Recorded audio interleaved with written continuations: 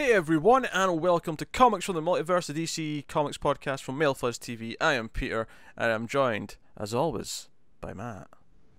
Hey, what's up? And Connor's not here again. Oh, what's happening? He's fallen off the face of the earth.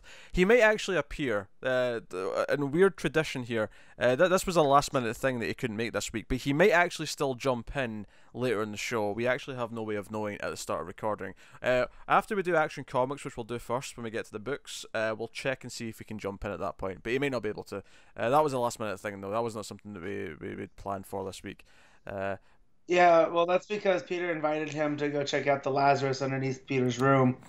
I say Lazarus, I meant Labyrinth, and now he's lost. So, This is a very, very intricate story we're getting here, Matt. Very intricate. no, I'm not telling the story. I'm just telling the truth. The people have the right to know. Yeah. So yeah. What they don't need to know, but I'm saying it anyway, is that he did it in character as the Red Hood. So, yeah. He was cosplaying as the Red Hood, yes. Yeah. Yes. But he should most definitely be back next week. I mean, he's got these 2 monthly books to do. If it hell, just imagine if he missed next week, he'd have 2 Red Hoods and 2 Brimstones to do next month. Huh? That'd just be torture. Because I think I'm pretty sure he read one for this week. Because like I say, he'd read all his books. I think for this week. It's not like he's behind, but. No. But no, we'll find out later. Should the ginger appear wildly a little bit into the show. But for now, I shall tell you what's coming up in this week's show. We do have a bunch of comics, of course. We are going to talk about Action Comics 1002, Detective Comics 987, The Flash 53, Justice League Dark Issue 2, The Terrifics number 7, The Silencer number 8, and we have the first issue of the new miniseries Batman Kings of Fear on the list this week. So that is what we're going to be talking about. And there's a little bit of news, of solicits this week. Although most of the exciting stuff we kind of already knew about from Comic-Con, because that was all the November stuff they announced at Comic-Con, so we didn't have too much to actually sort of digest in terms of new stuff, but solicits did happen. But we did sales figures last week, Matt, so no sales figures this week. I know, that's good. So that means I'll be fully committed to news. You should be fully committed anyway, just out of standards and pride in your work. Huh? My boss at work hates it when I do that. It's so not funny. It's so not funny. Anyway, so that's what's happening. You know, it's been a hectic week. Although I will say that the weather is getting nice and cool now. I'm quite happy about that. There's been a nice breeze. I actually had to shut my window yesterday. I was feeling feeling chilly. If I open my window, I will burn to death. It is still that hot here. Oh dear. Nah, it's been cooling down a bit. I've been liking that. I've had a weird my body has been unable to decide this week when it wants to sleep and when not to. I've been kind of darting about all over the place in terms of when my waking hours are. It's just been kind of weird. Just when I think I've got it sorted out, my body decides to wake up 3 hours earlier than it needed to, and puts me out of whack again. I don't know. Yeah, I have a regular sleep schedule, so I don't know what you're talking about. I've never had one of those. Ever since about the age of 13, despite the fact that obviously clearly I had school every day at the same time, it didn't matter. Nope, I remember when Adult Swim became a thing and all my friends would stay up late and watch it. And I'm just like, yeah, guys, I'm asleep by 9:30. I gotta practice and stuff in the morning. 9:30? Yeah. Yeah, well, when you have lineman practice in the winter for, off-season stuff, and you have to be to practice at 5:30 in the morning, then yeah. Imagine doing extracurricular activities at school, Matt. What's wrong with you? Yeah, I did them all. God. God. I played football, I wrestled, I was on the cheerleading squad at the end. Yeah. Don't tell me you weren't at the top of the pyramid. Oh, no. I threw girls around. It was great. Okay. So, yeah, we're part of a stunt team. That's what we said. Yeah, also, that'll be great to cut out so it's out of context later. I got to throw girls around. That's it was fine. Great. I'm sure that'll play really well. It was. But yeah, so there's all sorts of things. So I had to be asleep early.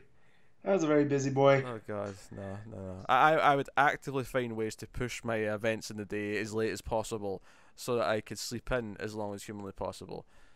There's something about waking up when it's still dark in the winter that's just like nah. Oh, it's depressing. No, I hate it. You guys will notice I'm sure if you guys go back to shows that we record in the winter, Mm-hmm. I am significantly more grumpy during the winter because of the lack of sun. Oh god, no, I like winter. I like when it gets dark early. I don't like that. Oh, it's great. It's great. I Uh, mean, it's for a few different reasons. One of the main ones though is that, and I've always been this way, but for a while I had a projector and like I needed it to be dark to really watch movies properly. to watch, And it was like, right? winter's great. Winter's fantastic because it gets dark nice and early. Summer I have to wait until like 10 p.m. the bastards before I can watch a movie. How Yeah. dare they? Oh yeah, that's because where you are on the globe. Yeah, I can imagine it's an issue. But but hey ho. But yeah, okay, enough of the small talk. I suppose we'll get into comics Yeah, let's news. let's do news. Some news to talk about. So, outside of the solicits, though, there was one tidbit. Now, Matt, brace yourself for this. This was the most shocking news of the week. This was out of nowhere. Uh-oh. This was big headline stuff. This the sort of thing you'll remember where you were when you heard this news because it caught me so off guard and was just outright shocking. This was bigger than hearing Disney had bought Marvel or Star Wars. This is bigger than anything. We're getting an Outsiders book. Yeah, I figured you're using James's favorite word, but I wasn't too sure where that was going, so I just went along with it. Yeah, especially after this week's tech, like it seems like they announced it at the right time. Yeah, because I think this was Wednesday, maybe Tuesday. Like Bryan Hill confirmed we're getting a Batman in the Outsiders book. Yeah. What's funny is when it first ran this story, I am positive the headlines all said December, but when I went to check the news for the show today, just to get the details, the article specifically says there's been no release date announced for it yet. So I'm wondering if they all assumed December, but then DC said, "Hey, don't Yeah. get their hopes up. It's not December."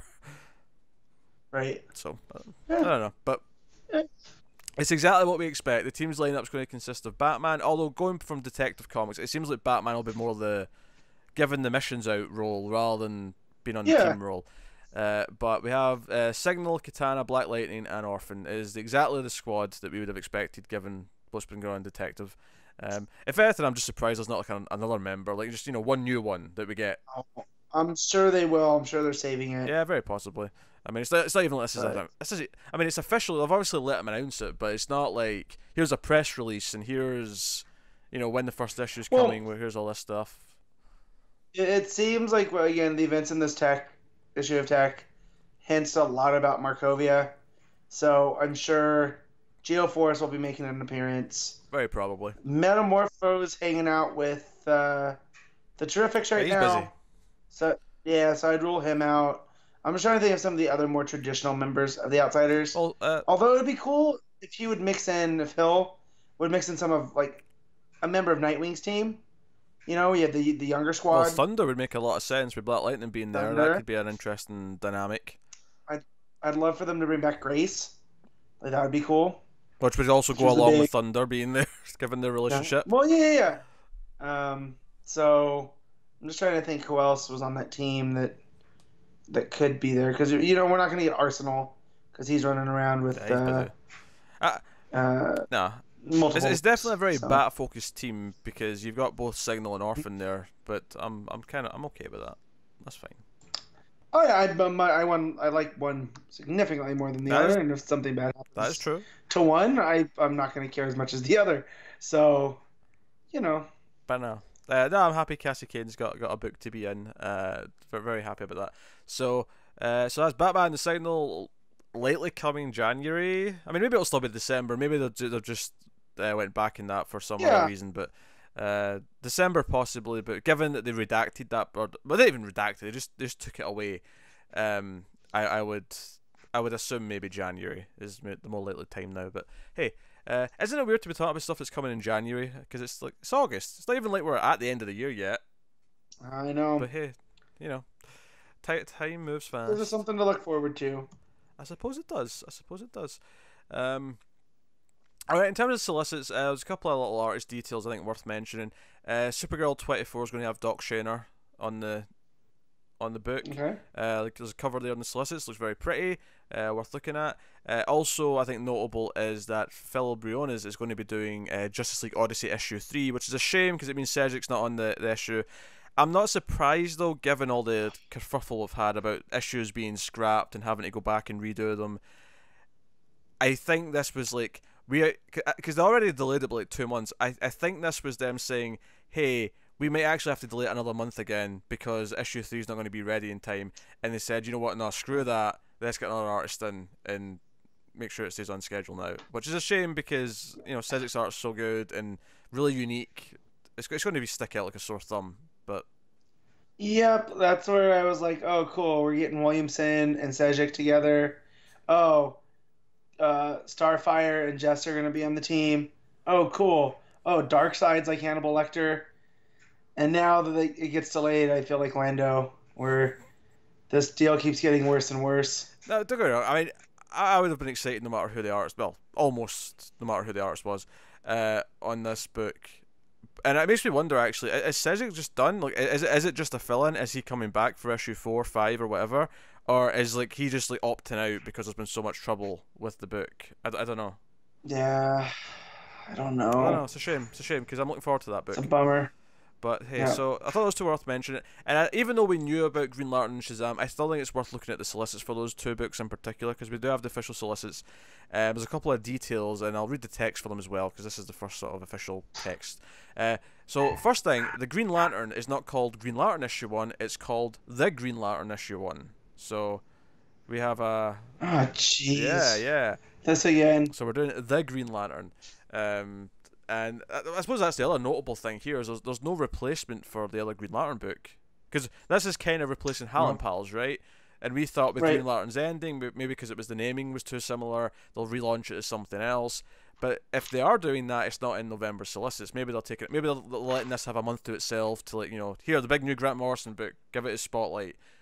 I have heard some suggestions from folk that they think that there won't be another Green Lantern book for a year while this is on. They'll give Grant Morrison just a stage on his own with Liam Sharp to just do their book. I could see that. I mean, I don't want that because I like that section of the galaxy, but I could see them doing that just so as a singular focus, and then it would get us away from the Johnsian stuff because even though the last one with Venditti was Venditti's own thing, it used a lot of the DNA that John's used. So if they want to completely reset the Green Lantern mythos going forward, that would kind of be the way to do it. Almost like a 12-issue maxi series by Morrison and Sharp. I mean, it basically is. They've already confirmed it's 12 issues. We know it's not, ongoing forever. I think ideally for me, it would just be a few months off for another book, and then introduce whatever the new book is in December, January, February, whatever. Rather than going a full year, I feel like there's too many other good Green Lantern characters that we want to, check in on. I don't want to be away from them for a full year, but this seems to be weird. So here's the text for it though. Here's the text for it. In this debut issue, when Earth space cop Hal Jordan encounters an alien hiding in plain sight, it sets off a chain of events that rocks the Green Lantern Corps, and quite possibly the multiverse at large, to its very core. There's an intergalactic conspiracy afoot, as well as a traitor in the GL Corps ranks. So strap in for more bind-mending adventures in this masterpiece in the making. Alright, okay, but that's a little forward. Let's chill out. DC's got a bit of an ego there at the end of that paragraph. Here's the other notable thing about this first issue, though, is that it's 40 pages and it's $4.99.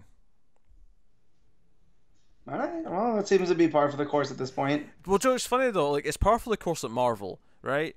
And both this and Shazam have got big first issues that are more expensive. And I kind of joked, said, well, I guess DC's on this train now, which isn't necessarily bad in and of itself, although at least these aren't double shipping. A lot of the Marvel books that did this, it would be a $5 first issue, then a $4 second issue 2 weeks later. But I had to laugh because I was like, okay, so both Green Lantern and Shazam are doing the $5 first issue thing. Okay, whatever. I mean, I'm excited about both of them, so I don't really care that much. And I think, okay, DC's on this bandwagon now. However, the same solicits that announced this for DC, the very next day the Marvel solicits came out. And do you know what Marvel are doing that's even more ballsy than this? They're taking to a new height. Their weekly Uncanny X-Men series, which starts in November, a weekly book, is starting with an $8 issue. And then the following week, well, I never even checked the price of the second. I assume it's $4 for the second one. they're expecting people to buy that weekly and pay $8 for the first one. That is a lot to swallow. Guess who's not going to be doing that? This guy. Yeah. That's crazy. Like I love comics, but you start making them $8. I have to focus on which ones I'm going to read.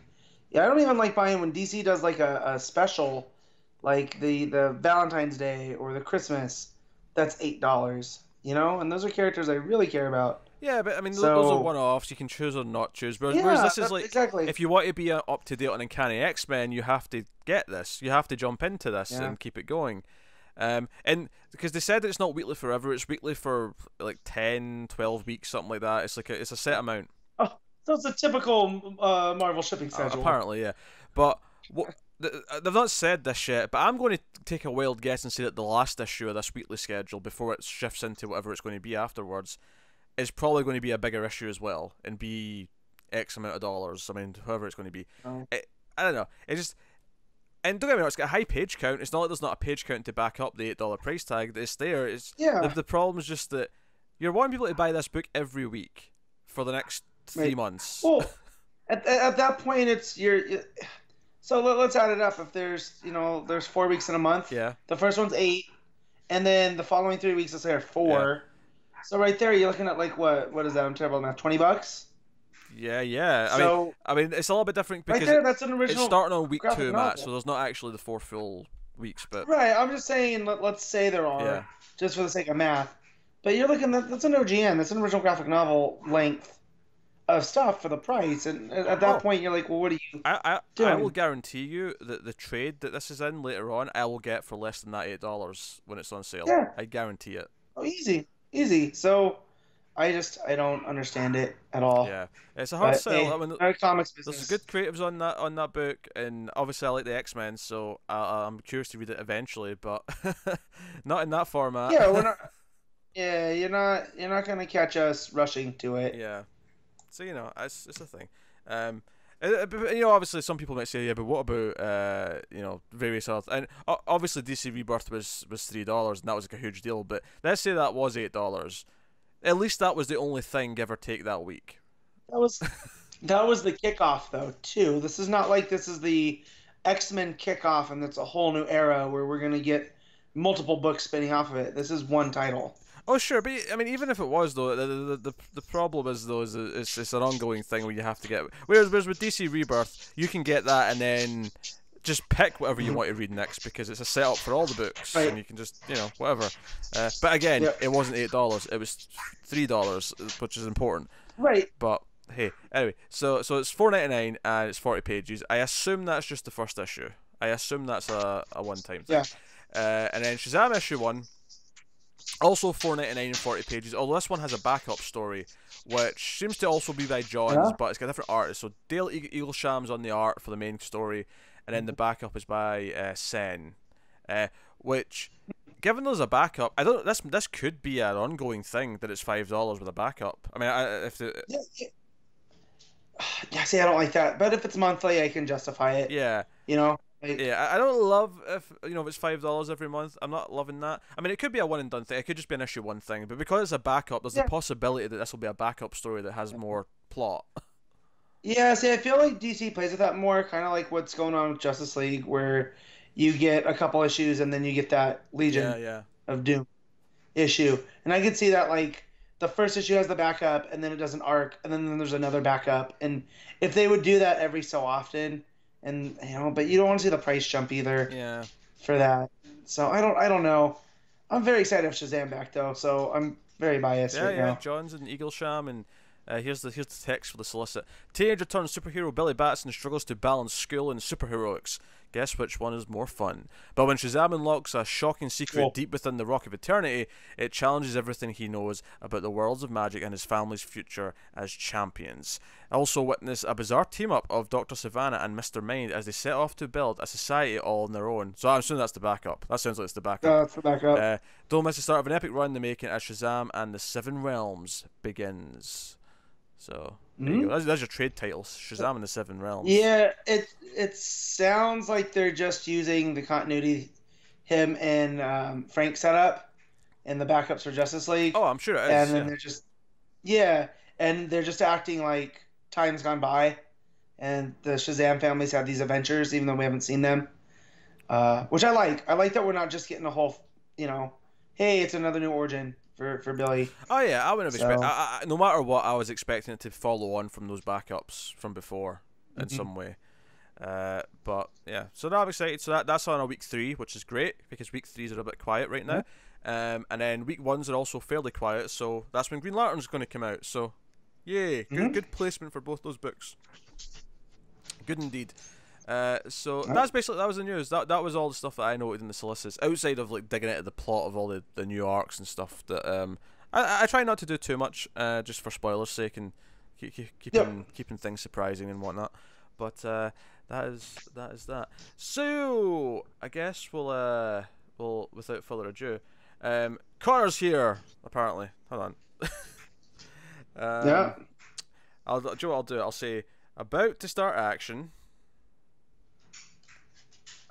Do you want 10 minutes? Let's see. I kind of want him here just so he has to hear what he's missing. We'll find out. Because if he's going to read one super book, I feel like action's more of his jam. Yeah, possibly. That makes a bit more sense. This is some live behind-the-scenes stuff here. You're getting the inner workings here. Yeah. I can confirm that he has seen the message. I can confirm that the Ginger Bogey has received the intel. Jesus. He's the most non-committal man I've ever met outside myself. The response was, whatever works. We're bringing him in, people. Look at that. Connor's here. Magic. He freed himself from the labyrinth and he took off. Whoa. It's like the Brady Bunch. Let's try this again. Connor's here now. So we thought he was freed from the labyrinth, but it turns out that was just a mirror something. Yes. For those of you, he's back for real. For those of you who listened to the audio version who didn't quite get what just happened there, because I'm going to keep that in because that was really funny. Is basically I said Connor's here now, and then he froze and disappeared from the call, and that's why we were laughing so much because I just said he's here now, and then he just disappeared. He made me look a fool, a damn fool. Let's be real, he did it on purpose. Joe, on my end, it never even got as far as you doing the countdown before we start recording. Okay. I didn't even know that you were getting that far. So this is all new to me. So basically, he was frozen for about 10 seconds and we never noticed, Matt. That's what he's saying. It wasn't until I never said that. I went, wait, is he not there? And they just disappeared like shit. Okay. Anyway, so yeah, let's start talking about books. I'll give Connor the brief version of the news. Shazam and Green Lantern are $5. Green Lantern? The Green Lantern are $5 each. I thought that was weird. And we're getting an Outsider's book. I know you're shocked. We're all shocked. But moving on, we have books. Also, Uncanny X-Men is $8 and weekly. So and there was the different artist on Justice League Odyssey. Oh, we talked about that. Yeah. That was that was the main thing for me though this week. That I'm really disappointed about that. Make Matt sad. It was that and Shane and Supergirl. We covered all the bullet points of notable things. But here we are. We're going to talk about books. So we're going to start with Action Comics 1000. I mean, this doesn't actually matter. I put Action Comics first this week because I thought, well, we might do that and then Connor will show up after. But it's there now. So Action Comics 1002. Bryan Michael Bendis and Patrick Gleason on this book. And yeah, Red Cloud, Matt. How you feeling about Red Cloud? Yeah. So I like that it's a villain that Superman can't punch. Right? Because she's ethereal. I mean, you can try, but he's going to kind of go through like a ghost. He's going to be like... Yeah, exactly. And that's always good because I feel like sometimes writers just give Superman a gigantic creature to punch, and while instinctually I love that, it can get tiresome when that's all he's doing. So the fact that we're getting someone that's ethereal and looks dangerous. Yeah, because she only has... Basically just from a panel. Yeah, it's just, she only has one appearance this week. You hear her voice, the page before in the panel, and then... In fact, I actually even love her line, because we got this mob boss, this Moxie dude, and Guardian shows up to fight him. And I like that, because Guardian says something like, oh, you think I wouldn't come after you eventually. And there's almost like a meta line from Red Cloud that says, trust me, no one was thinking about you. Yeah, because he's that was pretty Guardian. good. So I like so far that Bendis is building Metropolis into a character, which we get with Gotham a lot. You don't get so much with Metropolis. Like, you really can't name neighborhoods outside of Suicide Slum like you can with parts of Gotham. Like, there's Burnside and the Narrows, and So I feel with this arc in action, Bendis is giving us like these little morsels from the street level, and like Guardian's still operating, but he's so low key that people forget about him even in Metropolis because there's Superman. Hell, I forget about him. It always takes me a second. Whenever I see him, I'm like, who's this asshole? Oh, it's Guardian. That's right. When I turned the page and he was there, I got very excited. I was like, oh, this is cool. Like, good on you, Bendis. Hey, my only complaint is he didn't go all the way and have him be dead, because he gets injured by Red Cloud. But he's lying there in the hospital going like, Red Cloud. And I actually love that they don't hear him properly at first because he can barely speak. Yeah. And they're like, Red cold? What's a red cold? What's he talking about? He's speaking in riddles. And I like that and that's another thing. Action is definitely the Metropolis book because we get more Maggie Sawyer in this too. Yeah, Maggie Sawyer. She seems to be factoring a lot in so far. Plus, well, all the Daily Planet stuff seems to be action as well. With Good, with Cat's replacement. Speaking of Cat pops up. She visits Daily Planet. That was so good. Yeah, she's clearly still flirting with Clark. Did you read her as Callista Flockhart? Because I did. Now that they're playing it up as the older version of the character, I'm kind of getting that vibe from her. Yeah.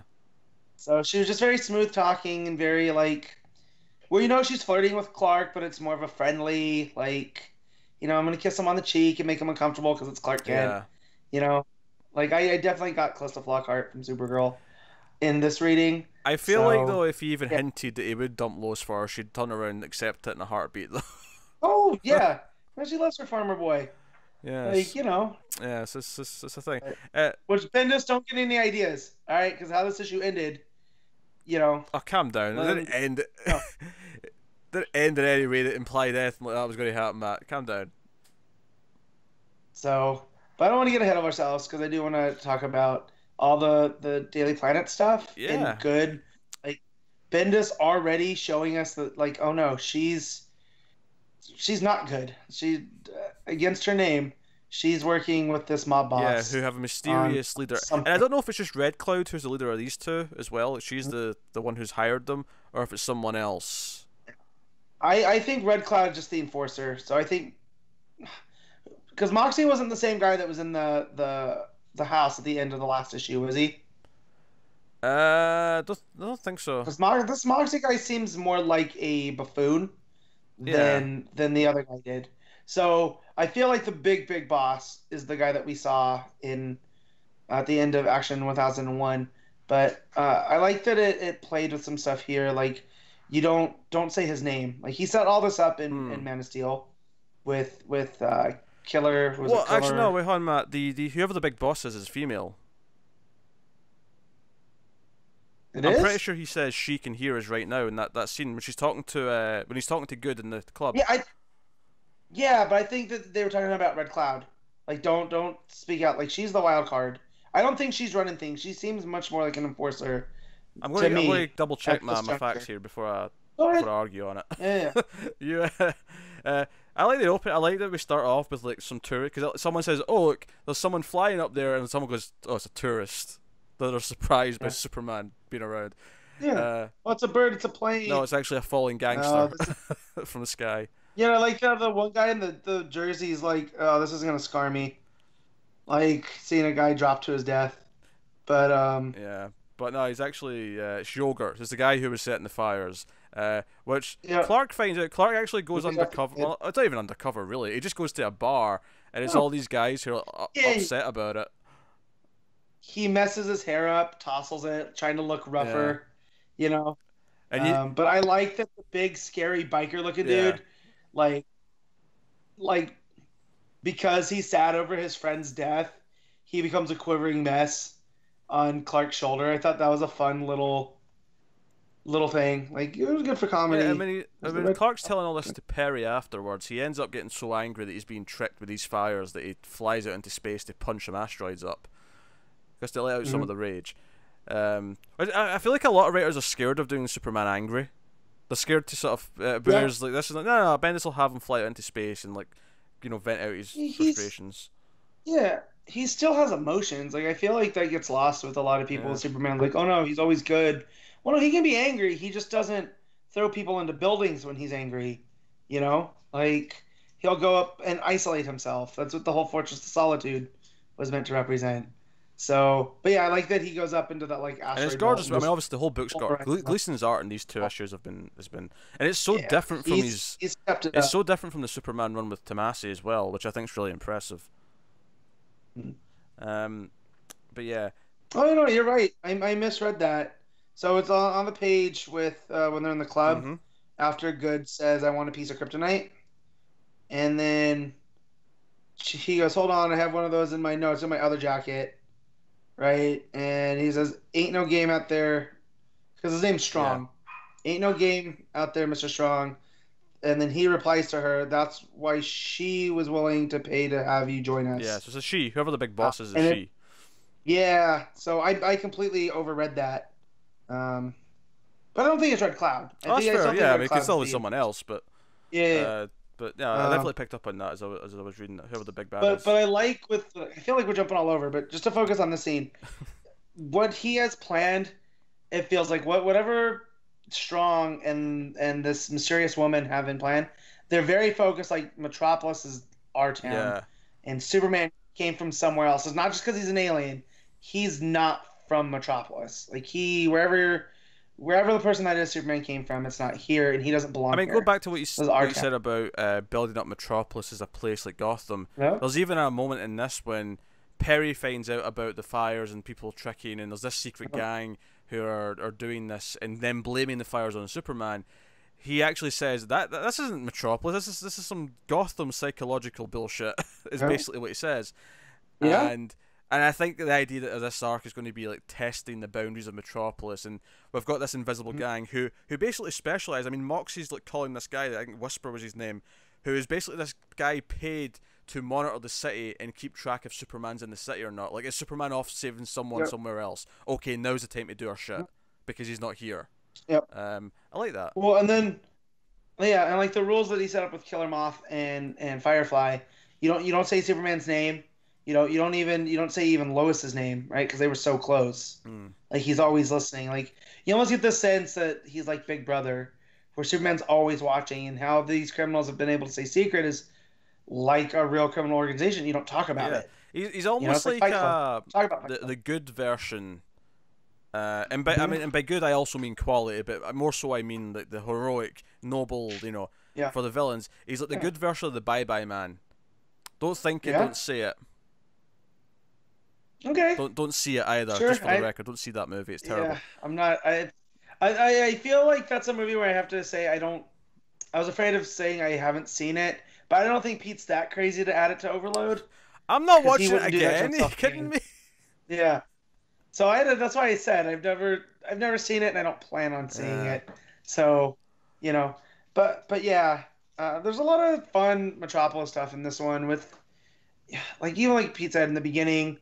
With the crowd there that's assembled, it almost looks like their Times Square, and stuff. But yeah, I just think he's killing it. But the one page I really want to talk about is the first page, which is Clark's monitor with all the stickies around it. Oh, the recap page. Yeah, and so Bendis has been known to do this in Marvel. And DC's done stuff like this, like with Rip Hunter's chalkboard, but Bendis would take it one step and have all these lines when he was doing stuff with the multiverse or over in Marvel and stuff. He would tie things together, and the time traveling X-Men. There's a lot of stuff there, but there's all of these other things there that I don't think have to do with storylines. They're just funny. Go on. How are some of these Easter eggs? Yeah, so one of them is KGB's tied to election hacking, right? Because he's a Russian villain. Yeah. Right. Here's an important one. What is the Superman theory? And that's Superman's in quotes. Doomsday Clock tie-in. Nice. Here's a fun one. Call Byrne. What does he know? So that's gotta be a reference to John Byrne. Bat-Mite conspiracy follow-up. That was just a joke. That's not hitting there. That's a joke. Yeah. Tetsuo question mark, which it's got to be an Akira, right? Like, but here's one Black Label pitch, Red Tornado Year 1. So like that's super meta. Some meta. Yeah. Profile. No, this is more stuff from Clark. Profile the new Queen of the Sea, Mara, Queen of Atlantis. Oh, that's nice time. Next to that, yeah, investigate, and it has Jen crossed out. It says just Chen. So that feels like that's a little bit more of a, we're going to get that in the future. The one that stood out to me was this one, was story idea, underfunded, underused. What is the future of Checkmate? Which, if you guys recall, a couple weeks ago I brought up what's Checkmate been up to, considering Amanda Waller's kind of running roughshod right now. Curiouser, curiouser. Yeah. And then also reminder, return Bruce's wedding gift. That one's pretty funny. So a couple of nice tie-ins to what's going on elsewhere. That's cool. Yeah. Your cousin called. She said she and the dog are fine. So that's a nice little tie to Supergirl. But yeah, that type of stuff what I love seeing in comics, where it's like, oh, well, they're a little fun notes, but if you actually take the time to read them all, you kind of get something out of it. Yeah. So here comes thunder and lightning right now. Yeah, there he is. So obviously the one thing we've not talked about yet, of course, is Kat, when she's talking to him, mentions, oh, I tried Lois's book, it's really good. And he's like, what, whose book? Lois's book? Yeah. And then she realizes, oh, you don't know about this, I shouldn't have said anything. And she's treating it like, oh, she's a wife that's separated from her husband, and she kind of apologizes. But at the last page of the book, Superman tracks down Lois because now he knows to look for her, and she's got like a wig on, and he's like, Lois? And she takes off her wig and says, hi, honey. And that's kind of her cliffhanger. And it's not like, you know, like her response to it's like, I've been caught. Like, yeah. Uh-oh. So I'm curious to see where we go with this next issue. But I anticipated this ending because I remember them saying that 1003 was like the Lois is back in that issue, so it makes sense that we get the cliffhanger to set it up here. Also, like when Gleason draws her, they give her the violet eyes. Like that doesn't pop up under many other artists. So who colors his stuff? Where's the title page? I gotta find it because I feel it's the same colorist as the other ones. Well, as Superman? When Gleason was doing it? No. As whoever colors Gleason. That's Alejandro Sanchez. So maybe not, but maybe it's just in the script that Lois has the eyes. But that goes all the way back to when Tomasi was using her, even in pre-Rebirth stuff. So I like that, just a little touch there. No. No, I mean, it's hard to predict kind of what her reasons are, why she left John with Jor-El, what her reasons are. So we'll see what that is. But how come she didn't tell Clark that she's back? Why is she wearing a blonde wig, hiding in Metropolis? Well, we know she's in Metropolis, do we? Well, no, I assumed. She could be anywhere. I'm just curious to what her reasons are, and we'll see. But because I'm not over, reactionary to everything like the internet is, I'm not worried. All right, I'm not worried. It'll be fine. Everyone's blood pressure can remain in check. We'll be fine. For right now. That's assuming that he's going to be worrying later. I wouldn't worry. No, it was a solid issue. It had everything. I mean, I think it's actually really densely packed. But this and hidden gang stuff, Red Cloud, goods like infiltration of the Daily Planet. The fact that Kat shows up for a nice little visit, the Lois stuff. Kat even like almost like hanging out with her protege who replaced her. Has the same job that she did. Yeah. All that stuff. All of it works really well. Some good Perry moments. Some Clark investigating moments. It's got kind of everything, to be honest. It's hard to fault it. I don't think it goes above and beyond and stands out as like a special issue by any means. But if you're going to rate this issue, I don't see how you could rate it anything other than just a rock solid 8. Oh no, this is a 9. Of course, this is the most fun I had reading comics. Yeah, I can't help it. This is now the book I look forward to every month. So, I got nothing else. It's Gleason on art and it looks terrific. Matt's got plus 2 good that Superman books right now and a good Supergirl. He's over the moon. Matt doesn't really care about anything else in life right now. Ah, dear. Also, I love that we brought Connor back on to just sit and talk about a book that he's not read for 15 minutes. It's alright, it stops me falling asleep. Because otherwise I'd just be sat here, literally just staring, waiting for you. You know, you could just read it. Like, I feel like this would be one that you would like. What? Why would I like it? All the stuff I just said? Yeah, but we've long established I don't like Bendis' dialogue. Matt, he would hate... Yeah, but this one doesn't have any dialogue. No, Matt, he would hate the page where they're talking about the yogurt name. He would hate that page with a passion. Hey guys, Connor's Corner. Drop maybe Brimstone and give him action. Oh, God. That's a good point, actually, saying. Car. Did you read one of those for this week? No, I Alright. thought about, you know, when it was like, when you guys were saying, oh yeah, we're gonna do action, and then you know, because I thought, oh, okay, I'll have like 15 minutes, and I thought, oh, maybe I should fit it in, and then I thought I might fall asleep if I start reading Red Hood. Yeah, okay. So just both Connor's Corners coming next week then. Fair You can enough. look forward to those. Yeah. My Hawk and Dove is coming next week as well, so you can look forward to that. What a week 5. Anyway, we're going to move on to Detective Comics 987. Bryan Edward Hill writing, Miguel Mendonca back on the art, which is nice because he started the arc, so it's a bookend. Yeah. So, yeah, so this is the wrap up of this arc, and we have. I actually really like the opening to this. I like the 2 security guards who we just get a briefest. It's basically just, hey, can I eat the rest of your pizza because I forgot to bring lunch. It's just enough to make them feel like human beings right before Karma comes in and shoots one of them in the head, and I'm like, oh man.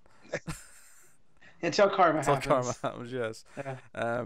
Yeah. The fact that the Batman, that Bruce knows who the other guy is, like the one who's alive, he's like, no, he's got a wife who's got diabetes, and he works nights so that he can be with her during the day, and like, oh man, you're making me care about this innocent bystander. Stop it, Batman, stop it. See, and I feel like anybody that tries to defend the Batman versus Superman guns on the Batmobile, I'm gonna point him to this issue, and like, no, Batman cares about people.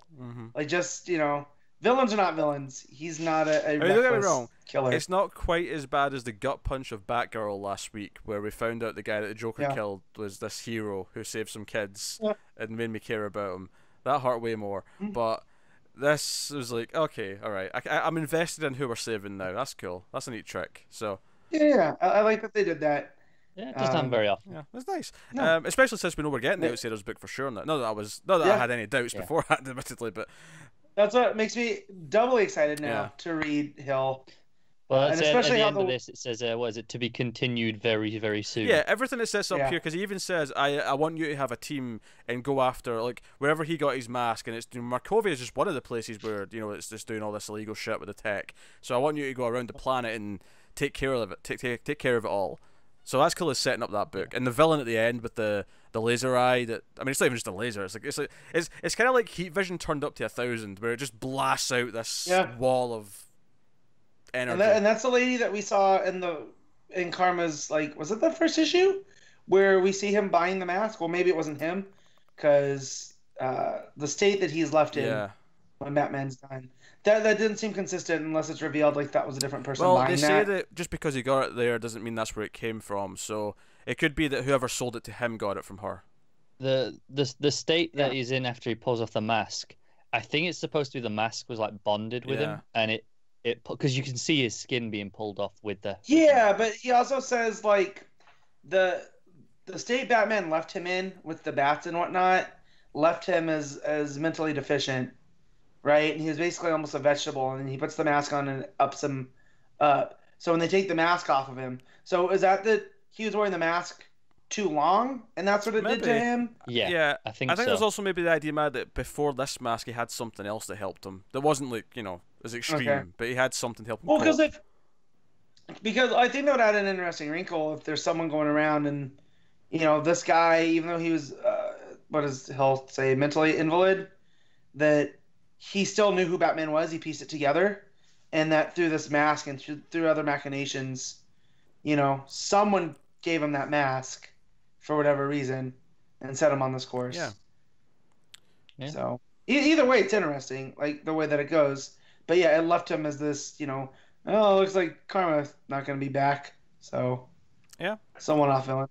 Yeah, I mean that's fine. I mean, the action stuff with them coming out to save the guard, and like even afterwards, like Duke saying, "Hey, let's get you home, Mister Henderson or whatever his name is." Yeah, I was like, oh, actually, again, I care about this character, so it was nice that they set it up like this. You know what's sad? I care more about the security guard than I do about Duke. Do you know what? Duke has the privilege of having the line of dialogue that I hate. Every time Katana shows up, someone goes, "So, your husband's in that sword." No, Every it's so- time.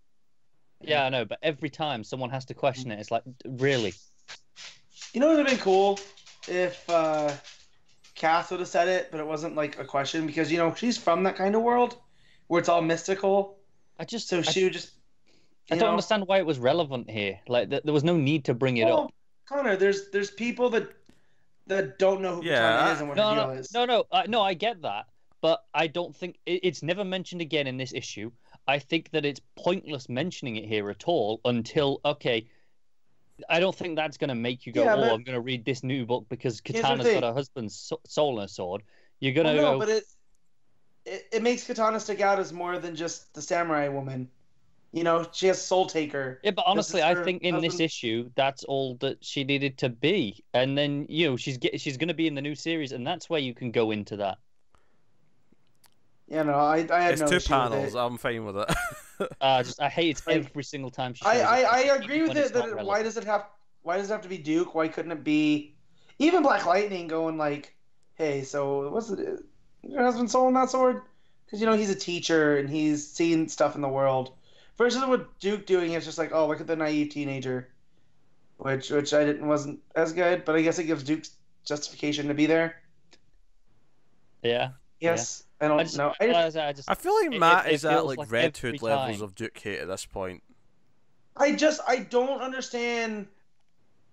So they try to make him... The reason why I say that is because I feel like we can't even mention him now without you getting some digs in at him.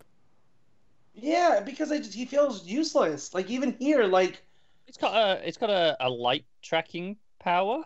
Which, yeah, to be fair, I guess. mean, I never finished his miniseries, but when they used that in the first issue, I thought it was cool. I was like, oh, this is a neat power. This is different. But there's other characters like you could use, and I just feel like Duke's just there, and he's not even interesting. Oh no, I agree. Like, He his biggest crime is that he's dull, and there's nothing interesting about him. I completely agree with that. Unfortunately, the only way to fix that though is having him in more stuff. Yeah, but they don't try it here. Like they everything through this arc, it hasn't improved Duke. Like him even getting his ass kicked. Yeah, he gets his ass kicked and he's on the sidelines. Like if Hill wanted to build him up, you could have started. I think that's kind of the point, though. It's showing that he's the bottom rung of the team, right? Yeah, like, I feel like it's weird to say. It's weird to expect it to happen in this intro arc. Like, presumably when we get to the Outsiders, there might be an arc that specifically focuses on him, and we can develop him over time in that book. Yeah, but even when, like with Tech, and we had that group of people, and there were people that were kind of underdeveloped. Like you could even say Steph in this current incarnation. I didn't feel like she was just stuck there. Because I almost feel like... because they just, when they didn't have anything to do with her, they just didn't have her around for half of the run. Right. But, I don't know. I feel like Steph had an arc that you could feel, whereas I feel like Duke is just... He's just there. I don't get it. No, but I think what Steph didn't have an arc, like, immediately. It wasn't like, okay, here's Steph. No, but I wasn't... It was over the run. I think Duke is going to have that over the run of Outsiders. But I wasn't bothered by the first arc, her being there and not misused. She was used in that first arc. Which is why I say you're being kind of unfair, and you're just... You can't even mention Duke without going, oh, why is he here? Well, because he's just part of the team. Every time we start a team book, not every character gets a big introduction where they feel like this is why they're... But you don't need a big introduction, but I feel like he's only there because Snyder created him and they want to use him. Yeah, but I could say the same about... For this arc specifically, I could say the same about Katana. She showed up at the end of an issue. She's here for a fight scene. She's here just because it's Outsiders, right? Yeah, well, that's it. And I would agree with you. And I understand that complaint. I'm not going to argue that complaint with you.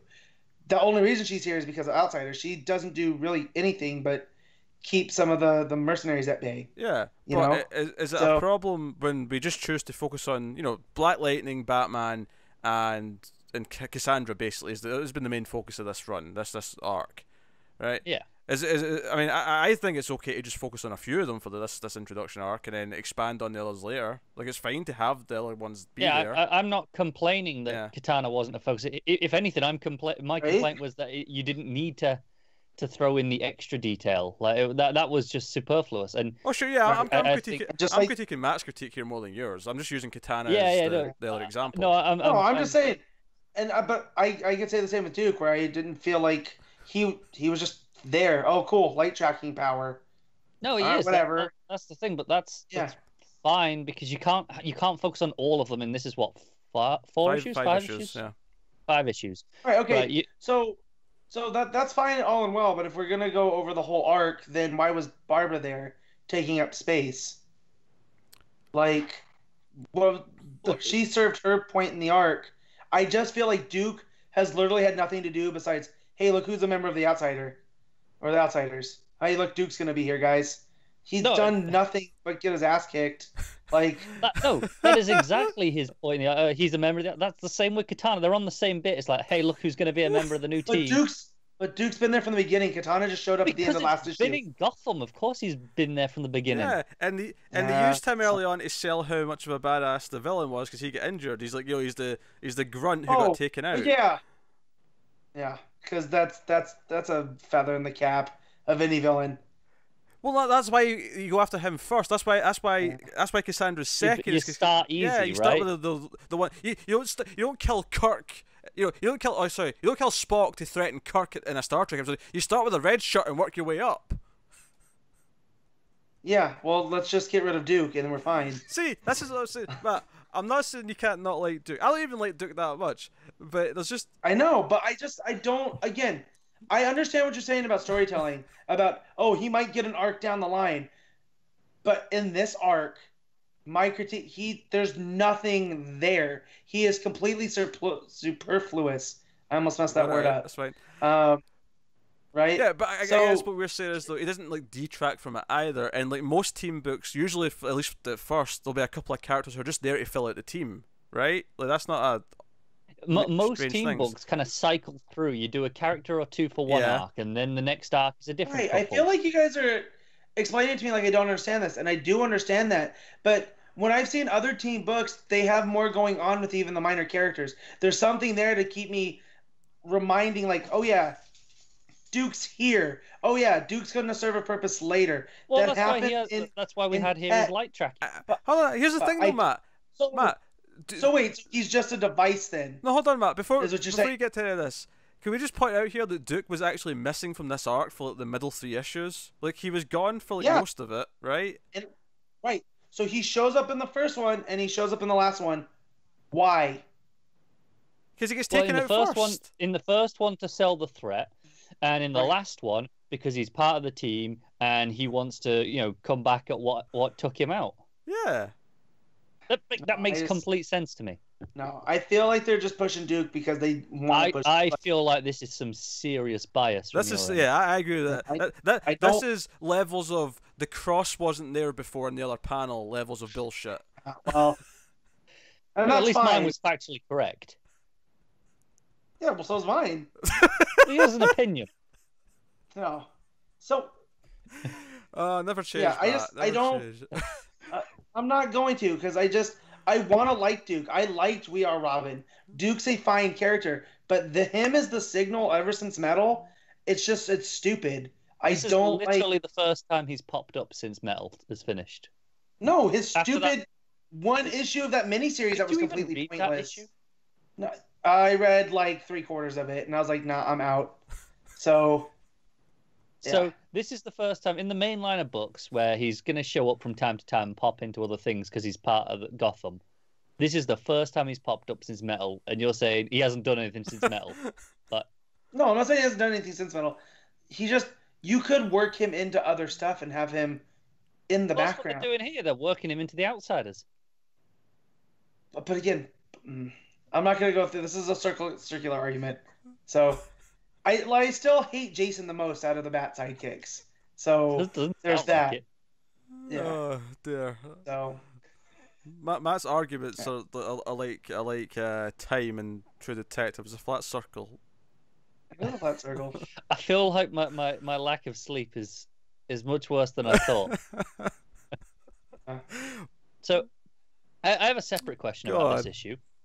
I'm hoping someone could... No. Christ, man. All right, we get you. Don't like Duke. We can move on. What's with the front cover? What's the front cover? I've not even. Well, you've got a Brainiac head, and it says, "What are the Brainiac I mentioned files?" that. Yeah, but like.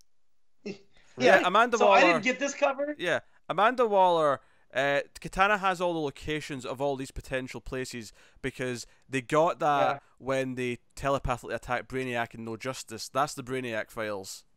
I admit it's a stretch. Yeah, I'm like. But I agree with Connor because my shop didn't even get these covers because I asked. I ended up with the variant and I didn't like the variant. And I go, what's the other cover? And he goes, oh, they didn't send out any. So I didn't even realize it until I just looked at it right now. Yeah, I admit it's a stretch, but they do mention Brainiac in the issue, and where some intel they comes do from. mention it like once in like one panel, and I'm looking at this going, what? Hey, to be fair, this is not even close to being the worst for misrepresentation on a cover. It's not, but as the arc, the final issue of the arc, setting up the team of the Outsiders, and this is what they go with. It's weird. It's not a great cover, I admit. I'm not defending it. I'm just saying it is, and at least it's mentioned that there's so many covers where they don't even mention or like hint at what the cover was. At least this kind of had a little tidbit. Like, sure. I wanted to say I got no problem with the art of the cover. Oh, itself. sure, yeah. Just it just makes no It's just an odd cover they chose to go with. Yeah, it really is. Well, that was a weird. Well, maybe that's what Outsiders is going to be going forward with, or the Brainiac files, and it'll play into that more so than whatever's going on with tech after this. Which, do we know what's happening? It's just a bunch of fill-ins Robinson's until 1000? doing an arc or whatever until So it's a bunch of fill-ins until one Tomasi art, is taking it. Comes in. Yeah, it's just one art though, because Tomasi's in a couple of months. It's like 6 issues or something like that before he's on. Because it's December, right? I want to say he's jumping on. Yeah, and I think the last of the Robinson issues will have just been solicited this week. So I don't know. No, I like the issue though. For all the weird dancing around and Duke debates that we just had, I thought it set up the stakes in some minor characters I didn't know. I cared about the outcome. I liked them being heroic. Black Lightning saying, "Hey, Batman, no, you need help." And insisting that he get involved, like all that stuff. It was fine. I mean, honestly, the fight with Karma is probably the weakest part, but that's whatever. Yeah, I like just a question about the art. Why did the mask disintegrate when he pulled it off him? Do I know? Alien technology. Yeah, maybe it's like a security feature where they don't want anyone else to take it. So if it, it just struck me as weird. I think that's less to do with the art mentioned. and more to do just what's the plot reason for it, as opposed to it being like a. Fair enough. As opposed to like Mendonca just sitting there going, what's going to be cool? I'm going to make this disintegrate. As if he's just sat down and made that call. Do you know why I think it stands out to me? Is because for every the rest of the scene, the Batman's hand, one of them is always hidden off panel or behind the body, like he should be holding the mask still. Mm-hmm. I think that's why it sticks out as weird. It's like they were like, oh yeah, we were gonna have him hold it, but I drew it to disintegrate there. Shit. It kind of feels like I don't know. It was just weird too. That's fair. But yeah, so I like the villain tease at the end though, and I'm excited about it too. Because I think what this book's done, or this arc's done well, is made me want this team in some capacity. I'm excited about Cass and Black Lightning working together, and they might build Duke into a more interesting character despite Matt's reservations. I hope they leave him in Markovia. Oh dear. I mean, it's funny, I'm sticking up for Duke because I feel like Matt's been unreasonable, but I don't actually care that much. So it's not like it's payback for the whole Connor Kent shit, but it's like it's that level of like vitriol that's coming from him though. It is, isn't it? Yeah. Duke's biggest fans, Matt. Matt loves Duke. Mm-mm. Peter loves Dick. Matt loves Duke. I think what we need to do is we need to get Matt a new button. It just needs to be just a yellow visor. The yellow helmet. The Duke wears. Just some yellow bat ears coming up from the side. Just saying, it's even a stupid name. God. That's fair. That's fair. All right, well, that'll take us on to The Flash, number 53, Joshua Williamson writing, Christian Duce on the art. And we left off last time with Hulk-sized Trickster storming through the streets. With a concrete arm, or an asphalt arm. That's right, yeah. He's quite proud of that concrete arm. He's quite happy with it. He is.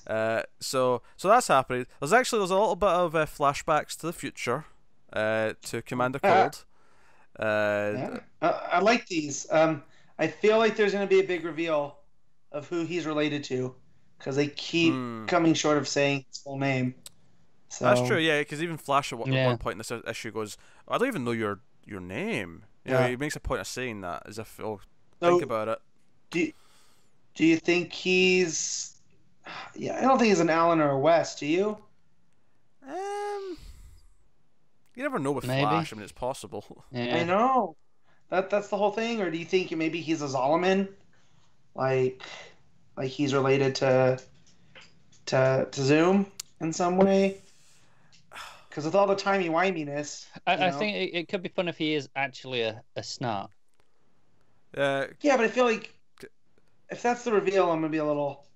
Just because that's the one that's right in front of us. Yeah. But I think it's possible you're, looking too deep into it. But, just...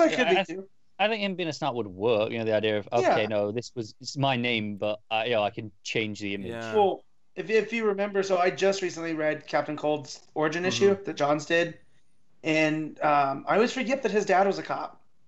And then Snart was the one that kind of broke it, by becoming Captain Cold.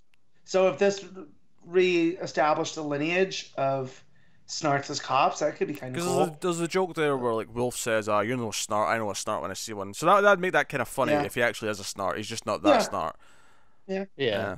I mean, that could work. What I liked about this is that Barry's talking about how he's worried that one day, one case might push him over the edge where he can't think rationally anymore and his emotions take over, and that's kind of what happened to Commander Cold. In fact, I just say how much I love Elongated Maniac. Yes. As an idea, that is fantastic. I like that in the future they've kind of flipped, so all of the villains are hero legacy. And all of the, you know what I mean? Yeah. And all the heroes have become villain legacies. So, yeah. No, it's fun stuff. I just laughed because I was like, that looks kind of like Plastic Man, or Elongated Man, rather. Oh, yeah, it looks like Ralph. It looks like his costume, but kind of, darker colours, and he's kind of demonic looking. And then they call him the Elongated Maniac, and I was like, oh, that's actually really way. I like that. So we talked about Elongated Man's origin, as a comic book character. Don't think so. Like how he came to be. I don't think so. Oh, do you mean how they didn't know they had the rights to Plastic Man, so they made Elongated Man, and they went, shit, now we've got both. Yep. Yeah. Okay. That story never gets old, though, does it? No, it's Silver Age silliness in a nutshell, where there's we're just buying up all these characters. Who do we have? And they just lost the paperwork. That'd be like if Disney, in a couple of years' time, came up with... I don't know, Commander America. He's this American patriot who went down in World War II, and we're going to unfreeze him in present day. And then Marvel's like, hey, Disney, we've got one of those. But what I do like, though, is that Ralph has become his own unique character, where he's nothing like Plastic Man, and Plastic Man's nothing like him, even though they share the power set. And I think that's really cool you can do within your own universe, because each one, for every Flash, Marvel has Quicksilver, or or Hawkeye and Green Arrow. I think it's just the fact that we have 4 Flashes. Yeah, I think that's I think that was an intentional thing. Once they realized they had both, they probably went out of their way to try and make them different for obvious reasons. But no, so this is a fun story. So Barry's trying to work with Cold because he promised Iris he would. I actually really like the scene where Iris is at the library. And she's trying to figure out more stuff with these forces. She's like, I'm going to be a journalist. I'm going to investigate. And Barry just comes flying through the wall because he's fighting Trickster outside. And she's like, Flash? She's like, Iris? Oh, hi. What I like about that is that I can actually feel the tone change as he goes from Iris to, oh, hi. He's happy to see her. But, fight's ongoing. And I like the simplicity of that. It's good fun. And also, I like the ongoing thing that she's remembering more of the previous life, but she's not told Barry what she remembers yet. So she actually thinks of herself as Iris Allen at one point, and then goes, "Oh, I need to stop thinking that." Yeah. I'm like, For now. I'm digging it. Yeah. Yeah. So the fight, and then the interesting twist to it though is after some fighting, which by the way, I like the art on Hulk Trickster. I thought you looked quite good. Yeah. Yeah. Because he keeps getting bigger, and they Barry kind of guesses like, so if the speed force is tied to velocity, then the strength force has to be tied to like gravity. So it almost creates like this gravity well around Axel, and that's where it's coming from. And I'm still a little confused on how they affect each other, but I'm sure we'll get to. Yeah. I'm intrigued to see what forces affect the others. Yeah, because we don't know what the Sage Force is yet. That's what I was just trying to figure out. You can see in her book, she's sort of like wrote down what each one equals and what they mean. Yeah. Yeah. Just trying to figure it out. We've got the still force is the one we kind of know about. But yeah, so the surprising thing here though is that Trickster eventually just sort of starts to like stop fighting, and he starts to like, you know, he's in pain. He's like, something's not right here. What's going on? And calls it. Here's a chance, and Barry's like, no, we're going to try and help him. He's still a kid. Like we still have to try and save him. And they end up going back to Iron Heights, and we see that we're still, you know, slyly investigating Wolf, but he's snooping around. And Trickster at one point even says, "Don't leave me with Wolf. Whatever you do, don't leave me alone with him." And so obviously we're getting into this, but Wolf was like, "Okay, you can stick around with Trickster as we process him, but only on one condition." And he's like, "Oh, what do you want?" And he just sort of smiles, and we cut to Barry's like he wants to test his speedster cell, this new speedster cell he's got. So Barry's in there. But the big ending of the issue is that Barry also gets infected with the strength force, and he hulks out with the big muscly version, and him and Trickster start fighting, and calls it, "You know what? Clearly I just have to kill both of you to stop this right now." And that's kind of the end. So Cole's going to want to try and kill them. And of course there is the second flashback to the future where we see that after the incident where, you know, there's this horrible murder scene that he was involved in with the elongated maniac. That's when Zoom and his, you know, get up that he was wearing in the future comes and gives him the cold judge. gun. Yeah. So that was fun to connect it. I like that the presence of what Zoom was up to and like this stuff in the future is still a factor because of Commander Cold being around. I'm liking that. Yeah. And it begs the question, why did he choose this man to become Cold? Because he's obviously handpicked that. Yeah. Like, gone, okay, he's the one that's going to be Cold. Well, and I like the idea that because John's brought in the Renegades in when he brought Barry back in that quick series. And I like that Williamson's going and filling all that in, and it's Zoom that's put the Renegades together because, of course, Zoom would do that, right? Because he's all about fixing things and making everybody better. So the idea that Zoom creating these Renegades out of former rogues and turning them into heroes that he knows they could be fits super well in with that character. Yeah. Yeah. No, it makes a lot of sense. No, I mean, I think Flash. It's insane to me how consistent Flash has gotten. No, admittedly, I don't think this arc is as exciting as Flash War or even Perfect Storm, but I do think the general bar of quality has been nicely raised from like the earlier arcs and the run. The strength. Go ahead, Connor. I was gonna say, my one critique really is, I know they bolded the Force quest the first time last issue. I didn't really need it again this time. I know that's going to be an arc, and that's why they're doing it. But hey, it just leave it in the regular dialogue. It didn't need to be highlighted. Yeah, I mean, it's complete skill. It's a fairly minor one, but it just took me out of the moment a little bit. I was like, it's like when they reference like 0 year or something like that. It's not quite to that bad. But it was just like it didn't need to be bolded and highlighted. Just leave it. It's fine. The worst 0 year I can remember was in Action Comics where it was just barely a tie-in. Where Superman goes, "Oh, I remember what happened in the 0 year," and that was it. Yeah, but that was the that was the Storm issue, right? Yeah. So that everything issue else itself was fantastic. Yeah, but when they said it was a tie-in, and then all that was him mentioning, "Oh, I remember the 0 year," you're just like, "Oh man." Why is that even a thing outside of Gotham, given the context of everything that happened? Yeah. That's weird. Well, it was Diggle's. It was Diggle's first issue, right? On Action, or Pack. that was Pack's first one. Pack's first issue. It was after the Diggle bit. Yeah. That's right. So, but anyways, that's a relatively minor. I feel like it's super gimmicky, but that's fine because it's always been kind of the Flash, is you have these Yeah. gimmicky things going on, and it's the challenge is making them feel sincere and not just a Well, gimmick. I don't So, mind like the concept itself and that we're going to be doing that. yeah. Just don't bold it. Don't take me out of the moment. Well, Just no. leave it as dialogue. Right. I'm just talking in the grand scheme of things, like the Strength Force, the Sage Yeah. Force, whatever we get out.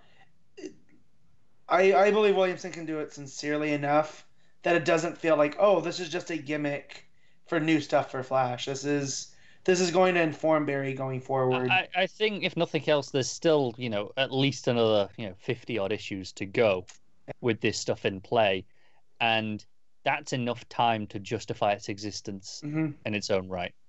Yeah. So that's fine by me. Yeah. I thought the art was pretty solid for the most part. Like I said, I really liked Hulked Out Trickster. Most regular. I think the only time Duce falls down for me, sometimes the Flash outfit itself, the head's a little bit weird. Yeah, and I don't like how he draws the earpieces. They're always too long. Fair. That's fair. But, I think the regular human I'm faces, though, whenever he's just doing stuff with them, it tends to look really good. Yeah, I think Iris in particular. Yeah, she looks good. Well, Elongated Maniac looks completely sinister. Yeah. Just like the way the shadows hit and whatnot. And even Yeah, that's fair. So usually I'm not a big fan of the big, bulky, I call it 90s style art, like what he does with the Hulk Trickster and whatnot, but it works here because it's like nothing else on the page. Yeah, it's supposed to be weird and like ridiculous and over the top. Yeah.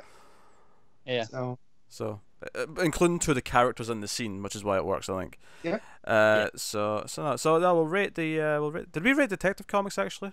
We didn't. We did I not. remembered like 2 minutes ago. I was going to loop back after we. Okay, we'll do Flash first, then we'll rate Detective Comics. The Flash 53. Matt, what are you giving it? This one's a 8. Connor. Yeah, I agree. 8. I also concur with the 8. It's a solid 8. All right. So we forgot to rate Detective Comics, so we'll look back around now and. Is that the first time we've forgotten to? I think to so. rate a Since book? we started doing Since we started. Yeah. No, we've done it before, but we caught it real quick before we got fully into another comic. Yeah. So But hey, so Detective Comics 987. We need to go back and rate that. Matt. that's also an 8. Connor. I give it 7.5. I'm gonna go 8. I think what they did with the guards at the start and then making me care about who they were saving, I thought was so impressive that I will forgive maybe the fight with Karma not being as super interesting as it could have been. But no, so there you go. So I've given 3 8s so far. So a very consistent week up until now for me. Makes your ranking at the end quite interesting. Yeah, it should do, shouldn't it? Next up though, so you mentioned Elongated Maniac, which is a fantastic concept. It was creepy. Yeah. This is about Justice League Dark issue 2. James Tynion IV and Alvaro Martinez on the art. Continuing where we left off last time, they're fighting the weird, mutated corpses or whatever. But ultimately, the issue's about going to try and talk to Dr. Fate, specifically Naboo, the actual entity itself, rather than the Kent Nelson. To find out what's going on in magic. We get some tidbits about Swamp Thing, get a flashback with Wonder Woman and the first thing that ever scared the shit out of her, especially something magic related. She followed these witches into the woods in Themyscira and got scared shitless. Yo, what is going on under Hippolyta's nose? Right? If they're going and doing this, like what else is going on in the bushes in Themyscira? Well, I think the worst part is she mentions that her mother had told her not to, there's things that you're not supposed to, you're not ready to know, right? So that implies that she knows about this, presumably- and she's okay with it. But so what's going on there? Like, why is she having them do Cronenberg body horror magic out in the woods? Although it was pretty cool though. Like, if this ever gets adapted to an animated movie, I'm gonna watch it because this has a ton of it probably visuals. will. Very possibly, yeah. Like from that, so they're summoning Hecate, who's the Greek goddess of magic, but they all form so there's 3 groups of 3, and then they all form into 3 like messes of bodies, and then Hecate comes out, and it's like 3. It's like, oh man, it's great mood setting though, isn't it? Yeah, and then you have they all kind of just chase her, and there's these just. Because they haven't got 6 arms. There's still only 3 arms and 3 heads. And presumably 3 legs. It's harder to see that. Yeah. But It kind of reminded me of the stuff that I thought Wicker Man was about before I actually watched the Nicolas Cage one. This is kind of what it reminded me of, minus the bees.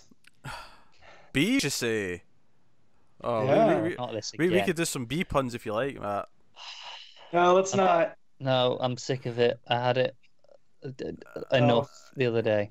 But Because Matt, we did the Smallville episode on TV from the Multiverse where the girl was controlling the no. bees, and I might it's have made some wonderful bee puns throughout that recording. Yeah, I'm I'm sure you did.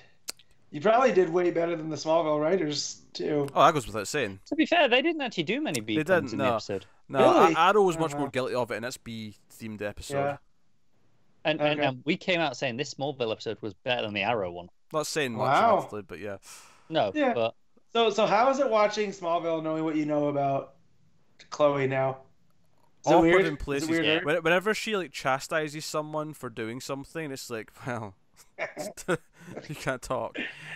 They're not branding somebody with their initials, Yeah, so Yeah, especially when there's Uh, anything to do with like considering people's feelings or anything to do with like Yeah. treating, it's murky. I haven't gone back and watched it because I'm afraid.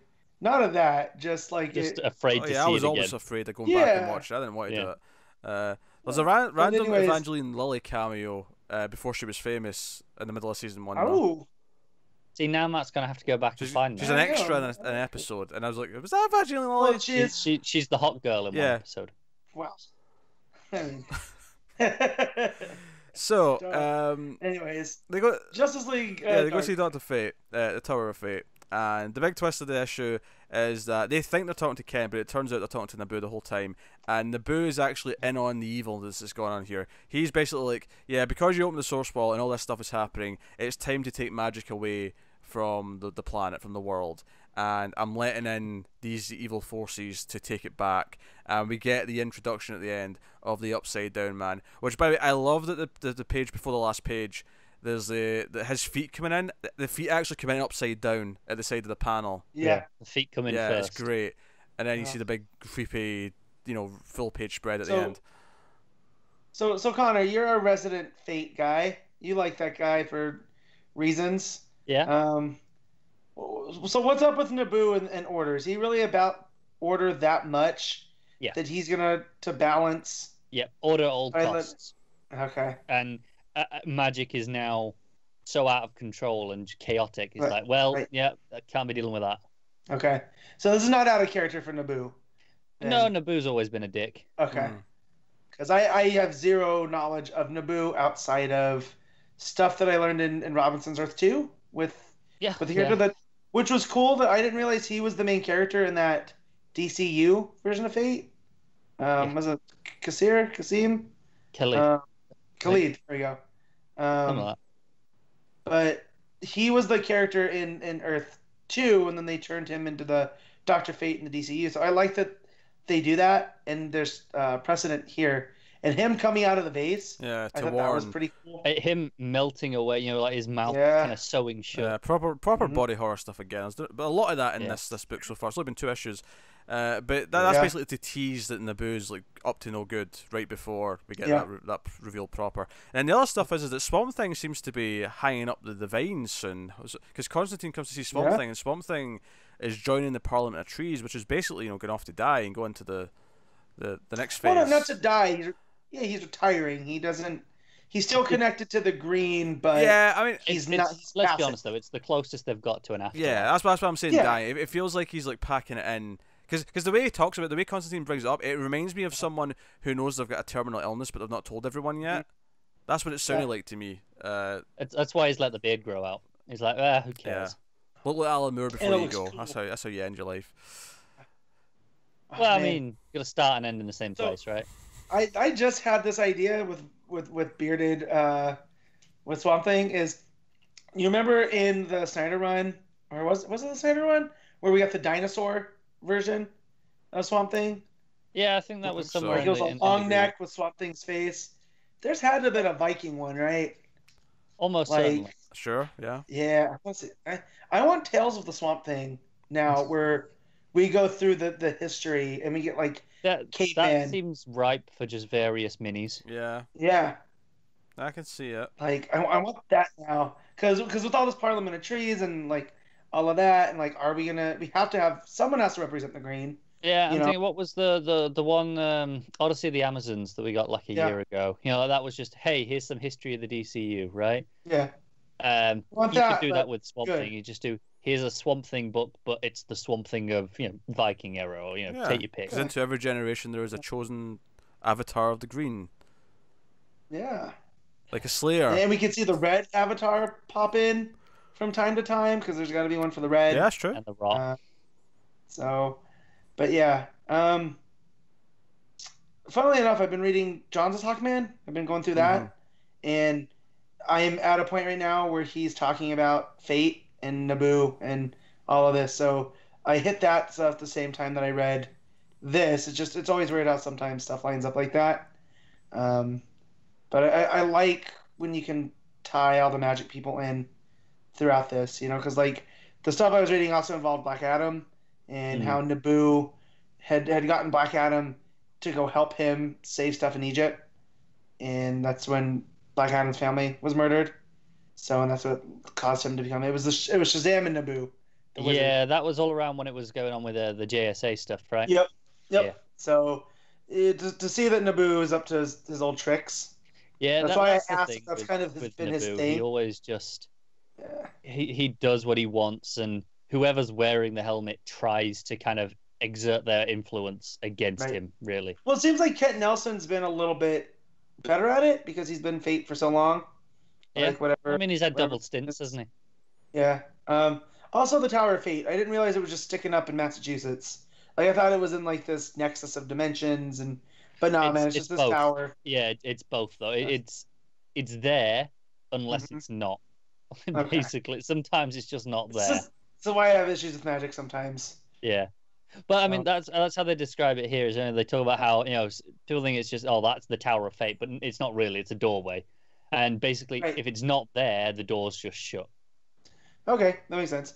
I like seeing Detective Chip, him being basically us, being like, man, magic. Yeah. Magic weirds me out because I don't understand it.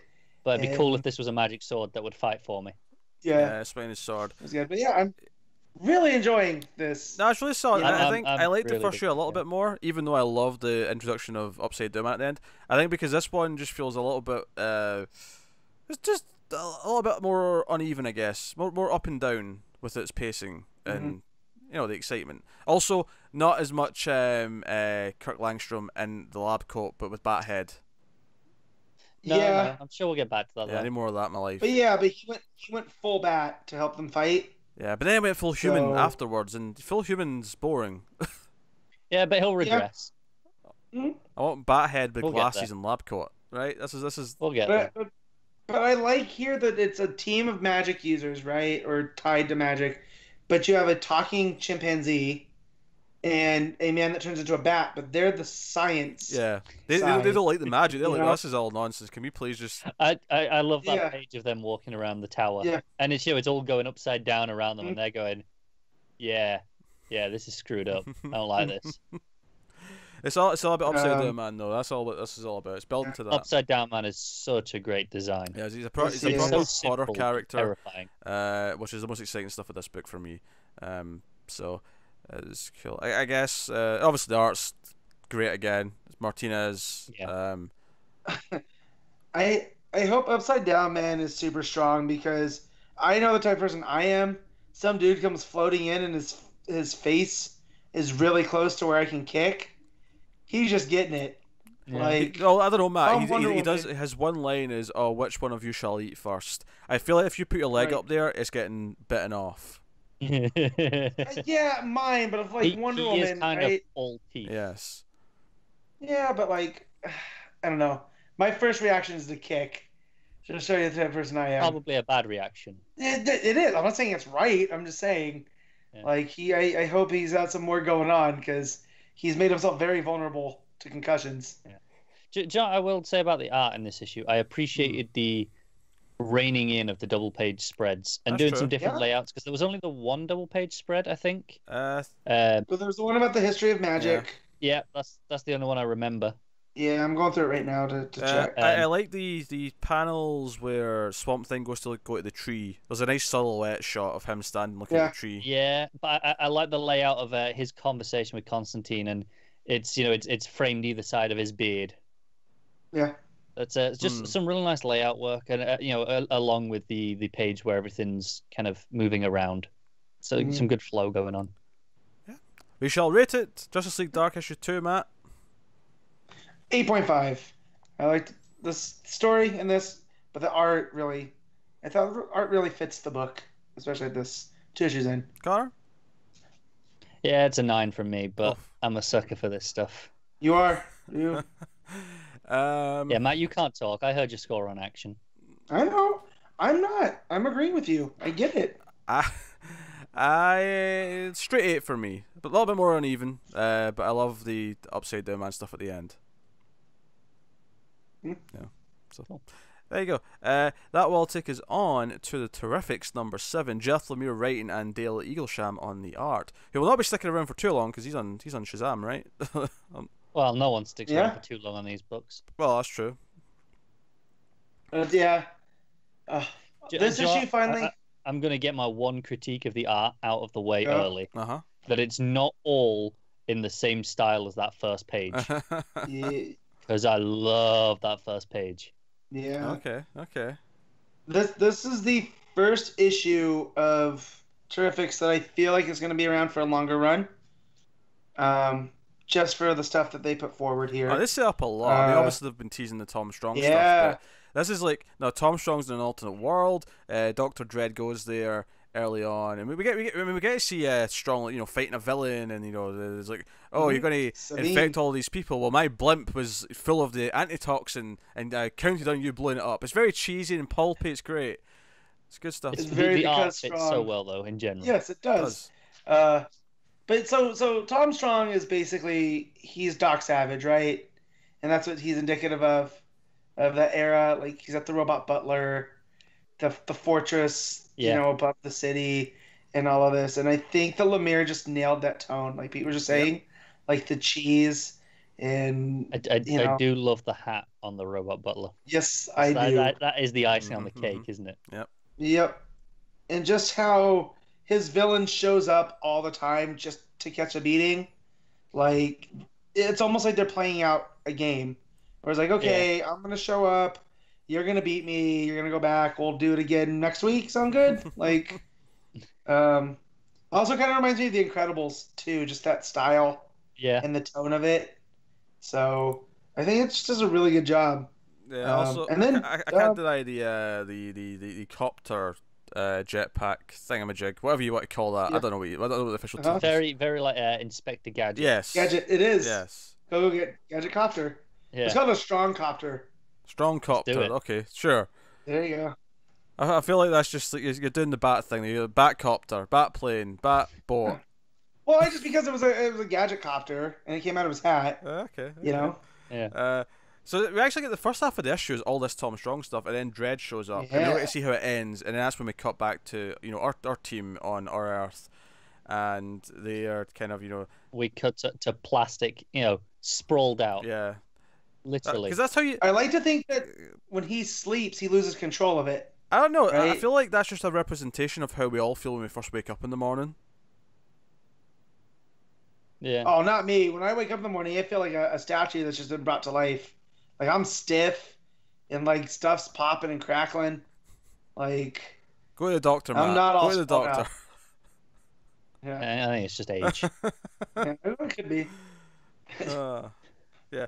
Probably didn't need to squat as much as I did this week, but I did. So. Do you know what I love? So Phantom Girl's giving, she's not giving him shit. She's concerned, and she's like, "Oh, what's up with you, plastic man?"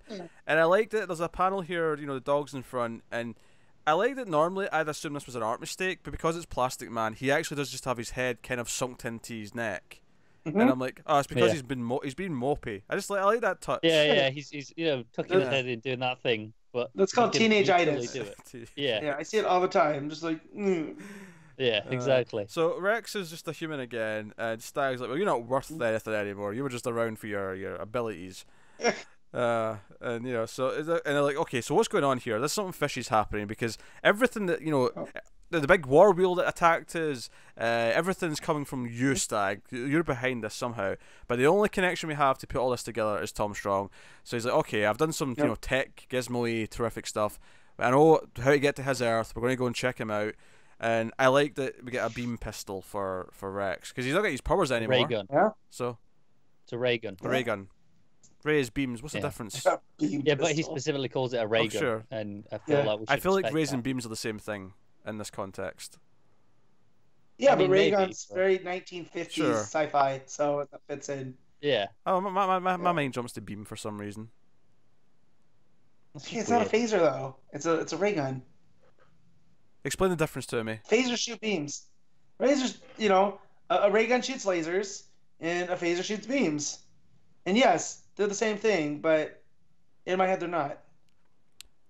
I mean, if anything, the beam is more scientifically accurate because lasers can't have a start and end point, like, you know, like a laser pistol in Star Wars does, where it's like a little line of laser that moves. That's nonsense. It's just energy. Straight Star Wars. That's Look, what it is. it's a. I don't know why you're fighting this. It's a ray gun. They call it a ray gun. He gets Oh, no, excited. I'm not "Oh, is disputing that a that's ray what gun?" it is. I'm just disputing the fighting me on calling it a beam gun by accident. That's what I'm disputing. Well, no, we're making fun of you because you did. When you say beam gun, you sound like Brainiac. Yeah, Right? it just sounds like you're saying the wrong thing. It sounds like you just like you're not quite right.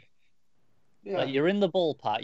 You kind of know the concept. It's but the same damn it's- difference. No, it's like you're a foreigner getting an idiom, and he's like Yeah. you're kind of getting it, but it's like we know what you're saying, but you're not quite right. Matt loves Duke Anyways. and Connor's over Oh. 11 Red Hood or something. I don't know. Can I just say that I love that they kept the dog around? Oh, Like, sure. that was somebody's dog. Like, but they're just like, nah, you're part of the team now, dog. Joe's a really subtle thing in the art. It's really simple, but when they go over to the other planet or the other Earth and they're in the T sphere, I love that the layouts that them in a circle, because it's basically just emulating the sphere, even though, you know, it's just a perfect circle, but it's just a simple little touch. It's like, yeah, of course they're in a circle. Yeah. Speaking of layouts, I'm glad the 4-panel thing has been dropped. It was fine as a thing for one issue, but I think they tried to stick to it again the following issue, and it was okay. It's becoming a bit rigid for the Well, we storytelling. ended the arc. I think to me what that says is that they're functioning more as a team now, and therefore they're not separate. Yeah. So it works thematically for me that it's something that's went away. Well, and I like here this feels like a pulp comic that I've seen. Like the layouts and stuff, like they're Sure, kind yeah. of just what needs to fit for the story to go by. Maybe this is just me, but I You feel know? like even at the start, the way Phantom Girl comes into the room and tries to get Plastic Man, it feels like they kind of know each other now. They may not be the best of friends ever, but there's a camaraderie almost, a familiarity between them. But they put up with each other now. They're like siblings. I do like how she just kind of leans through the wall. There's clearly a door right next to it because the dog comes through the door, but she's just leaning through the wall. Yeah, it feels cheeky. She got a little cheeky smirk in her face. She's like, "Yeah, I can come through the wall. It's fine." Yeah. So yeah, obviously the shop. There's been chaos. Poor robot butler's down, and there's these crazy vines, and they're like, "Dr. Dredd, he was here already. What's happening? We're here to help."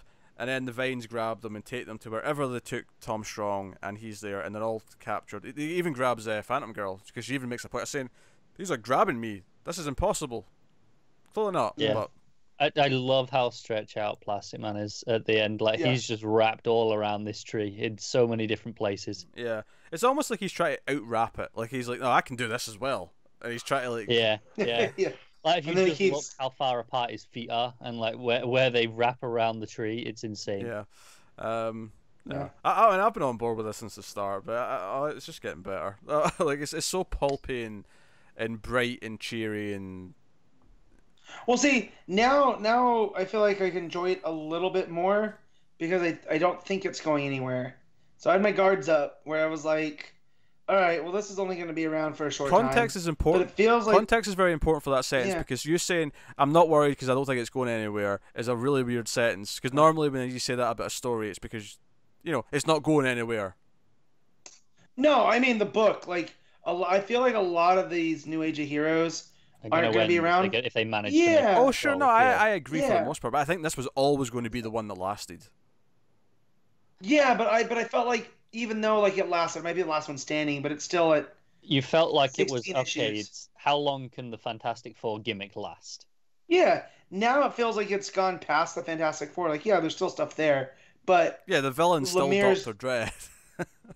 yeah, but with the Tom Strong stuff, and it finally feels like it's moving in a direction that it's not just these short arcs where we're getting to know all of the, because I felt like the short arcs were just building like these characters for reintroduction to the greater DCU. Whereas I feel now, like, no, the Terrifics is going to be a team going forward that we talk about, kind of like the Outsiders. You know what I mean? Like, we might have different versions of the Terrifics in 5 years, but I do think that they're now DC for a while. So I like that. And they're playing with Tom Strong, and they found their little niche, and I like it. I just want to really emphasize again how good that first page is, where it's the Tom Strong comic in universe on this world, and it's it's the even more pulpy art, and it's so good.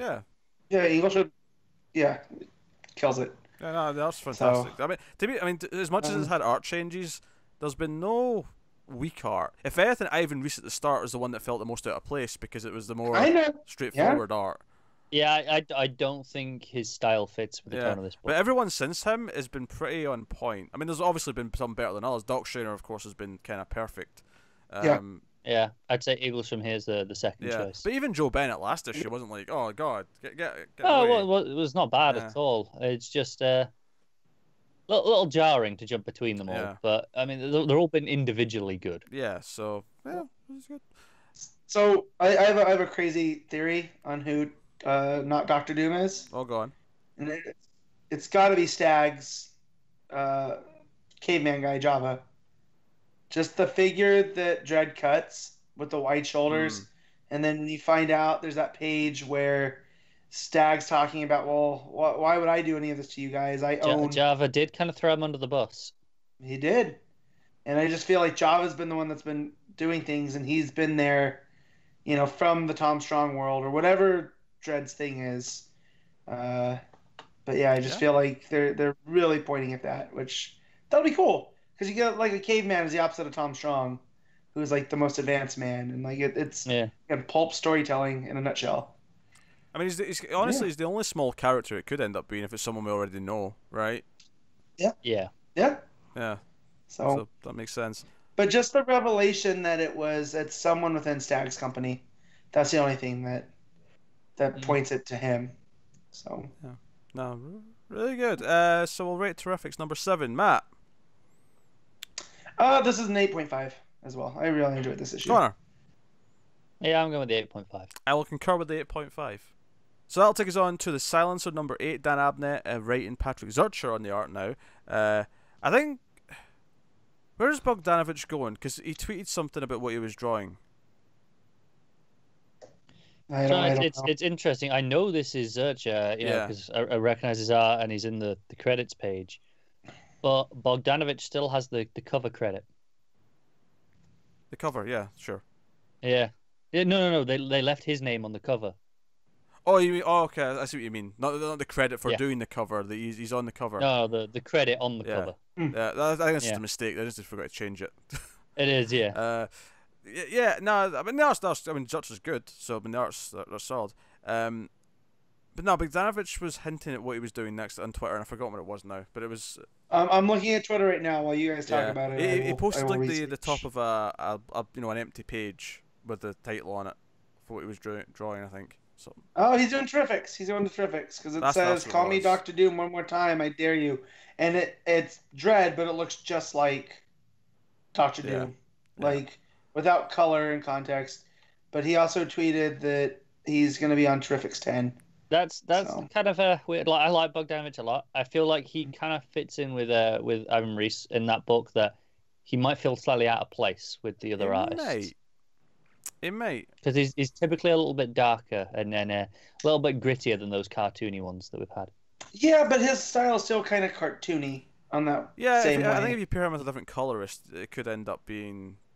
Yeah, as long as it's I mean, we'll see in a few months. I could be just wrong. But yeah, so Silencer, she had the plane issue last time, and now we're actually Action Land at the theme park, and Silencer's trying to sneak off and find out where Talia is across the border, and she has to go and threaten one of her old contacts into like, oh, how can I get across the border? Where's the best place to sneak in? However, the villain way back from issue 3.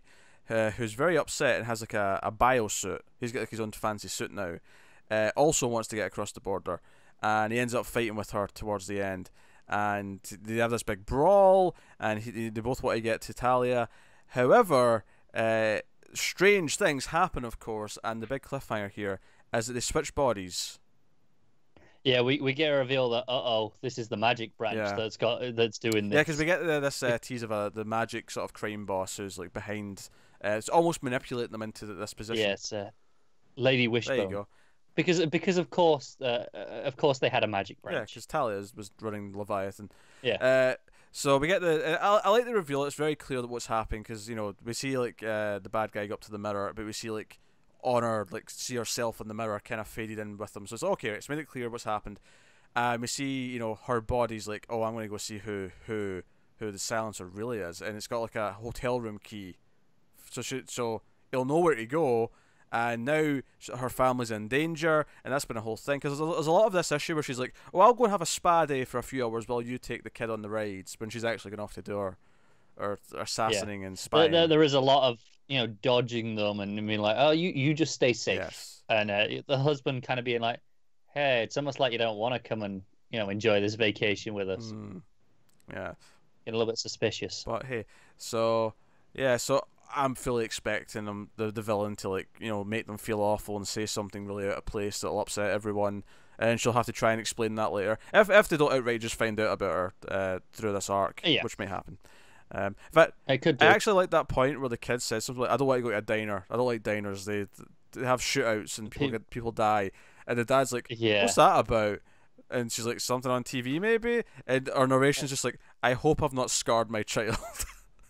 Yeah. I hope he's not screwed up now for life. But I did like, okay, there is some repercussions for that. It's not just, okay, we'll brush over that now. The kid did witness this big shootout. No, that's good. I like that. And I do kind of like as well that when she's interrogating the old contact, and she has a silent bubble, and he's like begging not to be killed, she just says, "You know what? Watching you and not hearing you beg, but you're clearly begging, is actually more pathetic than just hearing you scream." So she turns off her silent bubble. I thought that was a fun little jib. Wow. Art's good. I think Zircher is clearly still emulating the style set up by JR at the start of the book. Because Zircher usually has it plays with a lot of shadows, and a lot of darkness. But this is very clean. Lots of those speed line backgrounds that JR does. Yeah. No. No, I mean, this book's consistently solid. I think I had a little bit more fun with the plane issue because it was so focused, but I can't deny I'm having fun. I think the problem is the villain, whose name I can't remember right now. Quietus, there you go. Like, it wasn't until they mentioned what he'd done in issue 3 that I'd really remember who he was. It's just like, oh, you did the orbital strike on me, and I was like, oh, this dude. It wasn't until then that I remembered who he actually was. Although I did love how violent he blasts like one of his henchmen at one point. Before that, when they set him up earlier in the issue, and the guy just like his body just splits apart. It's like super violent. It's great. Yeah. But no, solid issue. Yeah. It's been a very solid book. Yeah. So what are you giving it? What are you rating it? I think it's just a solid 7. Yeah. Yeah, I'll go 7.5. I think I'll go one half step up. I think it's very solid. And if you've not been reading, obviously I think Terrifics is the best New Age book, but I think Silencer and Sideways are both well worth trying if you've not given them a chance yet. They've both been pretty solid. Brimstone definitely isn't. You'll hear more about Grimstone next week. So that is Silencer, which will take us on to Batman Kings of Fear issue 1. Scott Peterson writing, Kelley Jones on art. So this is a mini series. This is not part. Although the cover still says DC Universe as if it is part of continuity, but whatever. With it saying that, I'm going to assume this is one of those that is like, like how we had the the Ivy Cycle of Life. What was it called? Cycle of Life Death? Cycle and Life of Death. That was Yeah. a really good one. Like, yeah, no, it was good, but it was one of those that if you told me it wasn't in continuity, I'd go, sure. But then it got referenced later. It's like, so it definitely is. Yeah, it's a flashback I thought story this could because be we the got a same really here. classic Batman suit with the big pointy ears and the yellow oval and all the villain designs. Joker especially is really old school. Poison Ivy looks like her first Yeah, appearance. they all look pretty That old school costume. to the point. I mean, I love the old school Scarecrow. Like, I think his design looks great. Which, given the Yeah, title, yeah. you're kind of expecting it to go to Scarecrow eventually. Yeah, they're all super 90s because it's Kelly Yeah. Jones, and that's what you Which, get. you know, has its ups and downs. I actually, like, it's oddly comforting looking at this art. It's like, oh, this is kind of nostalgic. But it's not the best art in the world. There's definitely things I don't like about it. There's faces here or there that I Yeah, don't see, like.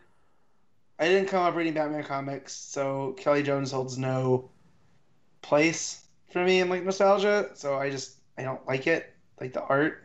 Oh, really? So, I'm a big yeah. fan. I like it. I think there's some faces I don't like. Sometimes Batman's ears, like I like them being tall, but sometimes they're so absurdly tall in this book. And this is very 90s. Oh, this yeah. happened in the 90s comics as well. This is not unique to this, but I kind of they're at the point where, you know how some movies they're so bad that they're fun. okay, sure. The ears, they're so long that I come back round on them. It's like, yeah, just go all out on it. That's fair. So it's a super 90s looking book, and the plot kind of feels like that as well, just to go along with it. He captures the Joker at the start, takes him to Arkham. There's some stuff with the Joker sort of teasing him in the Batmobile. Batmobile, of course, as well is notable for being the animated series, right? So Yeah. So, but he gets back to Arkham, and the person who's working there, one of the psychiatrists, gives him shit for like, you're just showing them that violence is the only way to solve your problems. This is the bit of the book I really didn't especially like. This was just like 4 or 5 pages of exposition. Because there's like five or six villains like break out, and he turns the lights out to fight them all. It's a fun enough fight sequence, and then she's like, "Oh, you just beat them up." Like, what else was he supposed to do? It was 5 like super criminals who were going to like go and terrorize the city. Yeah, I got it about was as far 6. as him. Bane, Ivy, Penguin, Two-Face, Freeze, and Killer Croc. There you go. Yeah, I got about as far as them getting to Arkham, and I just the story wasn't doing it for me, and it was tough for me to read and keep my attention. But then I thumbed through it, and I saw that bunch of exposition. I was like, okay, I made the right decision. That's the one bit of the issue I really don't like. I do think it's clunky. That's supposed to be the core premise of the book, from what I remember, is Batman reevaluating whether or not what he does is the right methods. Yeah. And I feel like he should be coming to that conclusion on his own, not just being shouted at by a psychiatrist. Yeah, some random character who like thinks a new character. I don't recall her from anything. Yeah. And then of course they hear Scarecrow's escape, so Batman chases after him. Who's not been mentioned really up until this point, I don't think. I mean, maybe it may have been mentioned once, but there wasn't. Yeah, maybe in passing, but he hasn't been a part of the book. And Scarecrow, douses him with the gas, and that's kind of the end of the issue. It's a cliffhanger that he's doused with Scarecrow gas, which obviously makes sense. King of Fear. I'm sure we're going to get a lot of fear gas like hallucinations and whatnot, which is fun. Like as a thing where I had enough fun with this book. I'd happily read more of this. Next week 4's really busy though, so if something has to get cut, this is kind of the thing that would be cut. Yeah, that's the starting point. No, I agree, but it's a shame because I think the page that's the fight with the Joker with like the 25 panels on. Yeah, that was cool. I think that's a fantastic page. Yeah, and I love because it was just the spread at the end with the giant Scarecrow like reveal, like like falling into the Scarecrow. Yeah, I like that. Like I love the classic Scarecrow design. I think it's really cool. But and it does feel super 90s. So if you don't like 90s Batman, you don't get much out of this. There's a couple of pages where when Joker's tormenting him in the car, I thought Joker was a little bit too wordy at times, like for what I expect from Joker. Like he was using like bigger words than I expect to come out of the Joker's mouth. Like he almost felt like he was being analytical, like a scholar at points, and I'm like, yeah, Joker doesn't like. If I can't imagine Mark Hamill saying it, it's not perfect, Well, then even if you can't imagine Heath Ledger saying him or Ledger. Those are my two Joker voices. If I can't imagine either of them saying the dialogue, then there's something a little bit off about it. I don't know. I could hear it all in Hamill's voice personally. Well, that's it. I say I could. Subjectivity. So like Yeah. when I read Joker and he's doing really dark stuff, like in some of Snyder's run, like in Death of the Family, he in my brain sounded like Heath Ledger's version. But when he's a little bit more lighter, which is funnily enough in like Endgame, where yeah he's doing darker stuff, but he's more maniacal about it, he sounds like Hamill. I to did. me. This one felt like neither. I did appreciate the joke at the start where he's like threatened to kill the guards. Like, oh no, I won't. Unless I won't kill him as long as you show up. Unless I get bored, and then he shoots him anyway. I got bored. I do feel like there should be an extra panel of him waiting. Like I think one panel of like, nothing happening, and then it happened too quick. Yeah, and then the shot would have been funnier. But And he goes, yeah, but I didn't touch his hair. yeah, I won't harm hair in his head. Then he shoots him. It's like, yeah, but if you check his hair is immaculate. Yeah, it's still in pristine condition. So it was fun stuff. I mean, like I say, it's nothing stand out. Like I'm not reading this thinking, this is going to be like the next big Batman trade that everyone's going to go and rush and buy because it's got a reputation. No.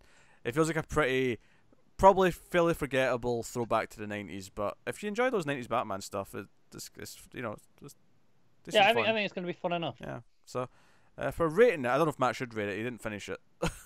No, I didn't finish it, so I'm gonna refrain. Yes, he's abstaining. Carl, what are you giving it?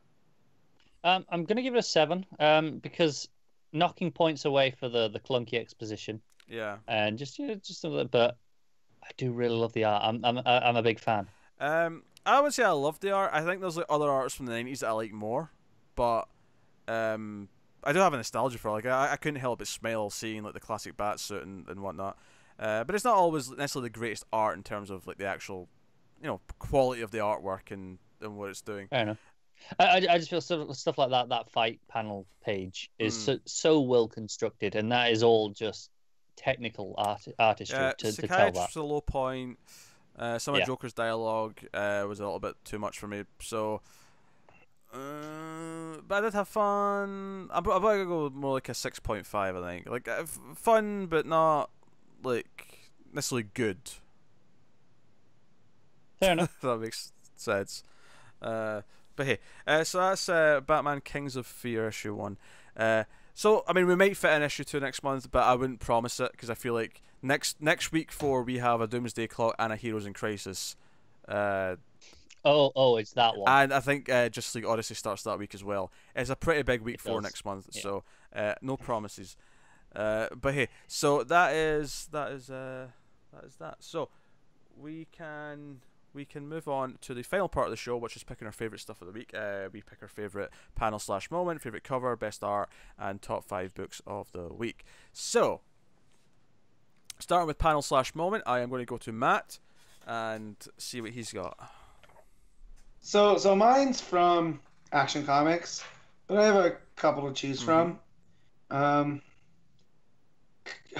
I kind of wanted to Superman punching rocks in space because that's really cool looking. But I think it's the final page when Lois shows up and she has that face like, you got me. It's really well drawn by Gleason. Yeah. So, yeah. I'm going to jump in here with a really obvious one. Nothing else was kind of sticking out to me as like a moment this week. Like I said, I had a very good consistency across my books this week, but there wasn't one that had like a moment. But I think the one that sticks out the most is probably the Upside Down Man at the end of Justice League Dark. Yeah. It's a bit of an obvious pick because it's the big moment at the end, but that's what it is. No, that's fair. Because when I was reading Justice League Dark, there was a few times where I was like, "Oh, that could be my choice." The page of the tower, Fate's first appearance, and then of course the Upside Down at the end. But ultimately, I do then have to give it to the fight page in Kings of Fear. I think it just it does something special compared to the others. No, just fair. So best cover next then. No, is it? Oh, I've got one because I think this is fun. Because Matt made a comment earlier.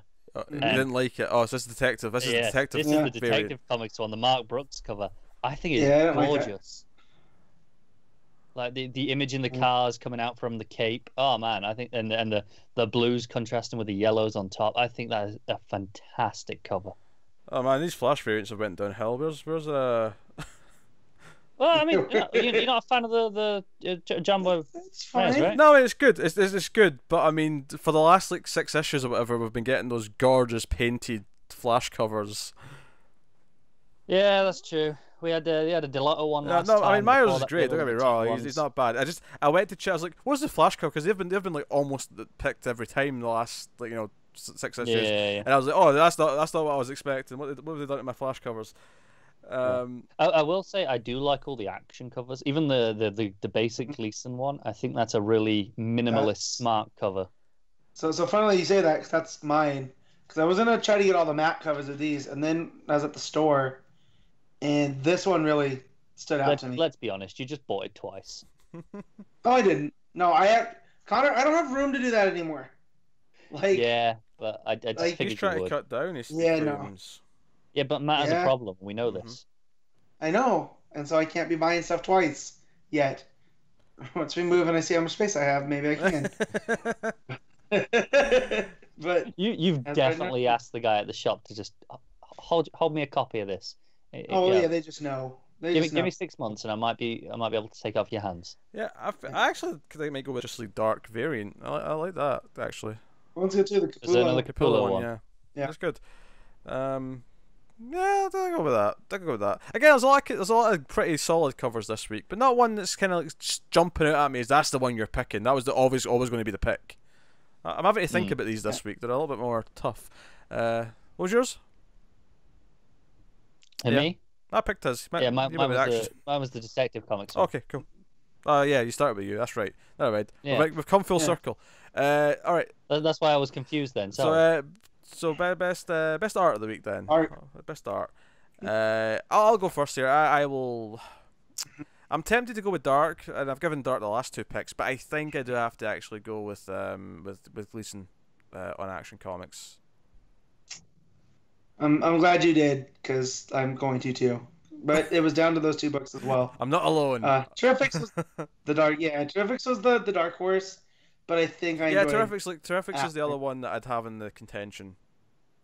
Terrifics is what I'm going with. I think Eaglesham's That's nice. a lot of fun. Fair. It's a solid pick.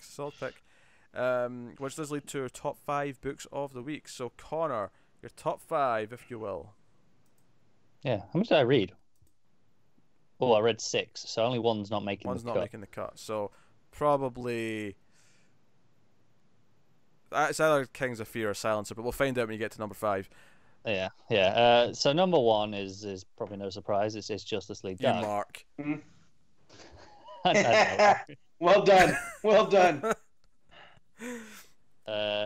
Number 2 be Terrifics, 3 Flash, 4 Detective, 5. This is actually quite hard because obviously I give them both 7s. I think I'm gonna go Silencer because even though I enjoyed the art in Kings of Fear more, I think the Silencer is just a little slightly more well-rounded issue. That's fair. Matt, what's your top 5? Yeah, so number 1, Action Comics. Surprising no one. Clean sweep. Number 2 is Terrifics. Number 3 is Justice League Dark. Number 4 is Flash. Number 5 is Detective Comics. My number 1 is Terrifics, and then I give like another 3 or 4 books an 8. So, what's my order? Yeah, So yeah. Terrifics is number 1. I'll probably go Action Comics number 2. This is really hard. The next 3 are all pretty close. I think I'll go Detective Comics number 3, Justice League Dark number 4, Flash number 5. There we go. So there we go. That, Pretty solid week. Not a lot of books, but pretty No, solid. I like that. yeah. I like there was not a lot of books. It gave me time to catch up on Hawkman. Yeah, I'm just glad because I've been working, so Yeah. you know, Just I managed to fit on brace in. yourself for next week 4. I mean, not so much in the number of books, but you know, there'll be a lot of talking time for those first 2 or 3.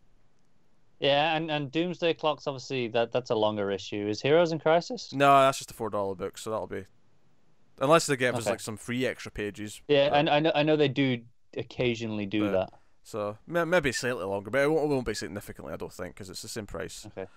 That's cool. But yeah, so now I'll tell you what's coming next week.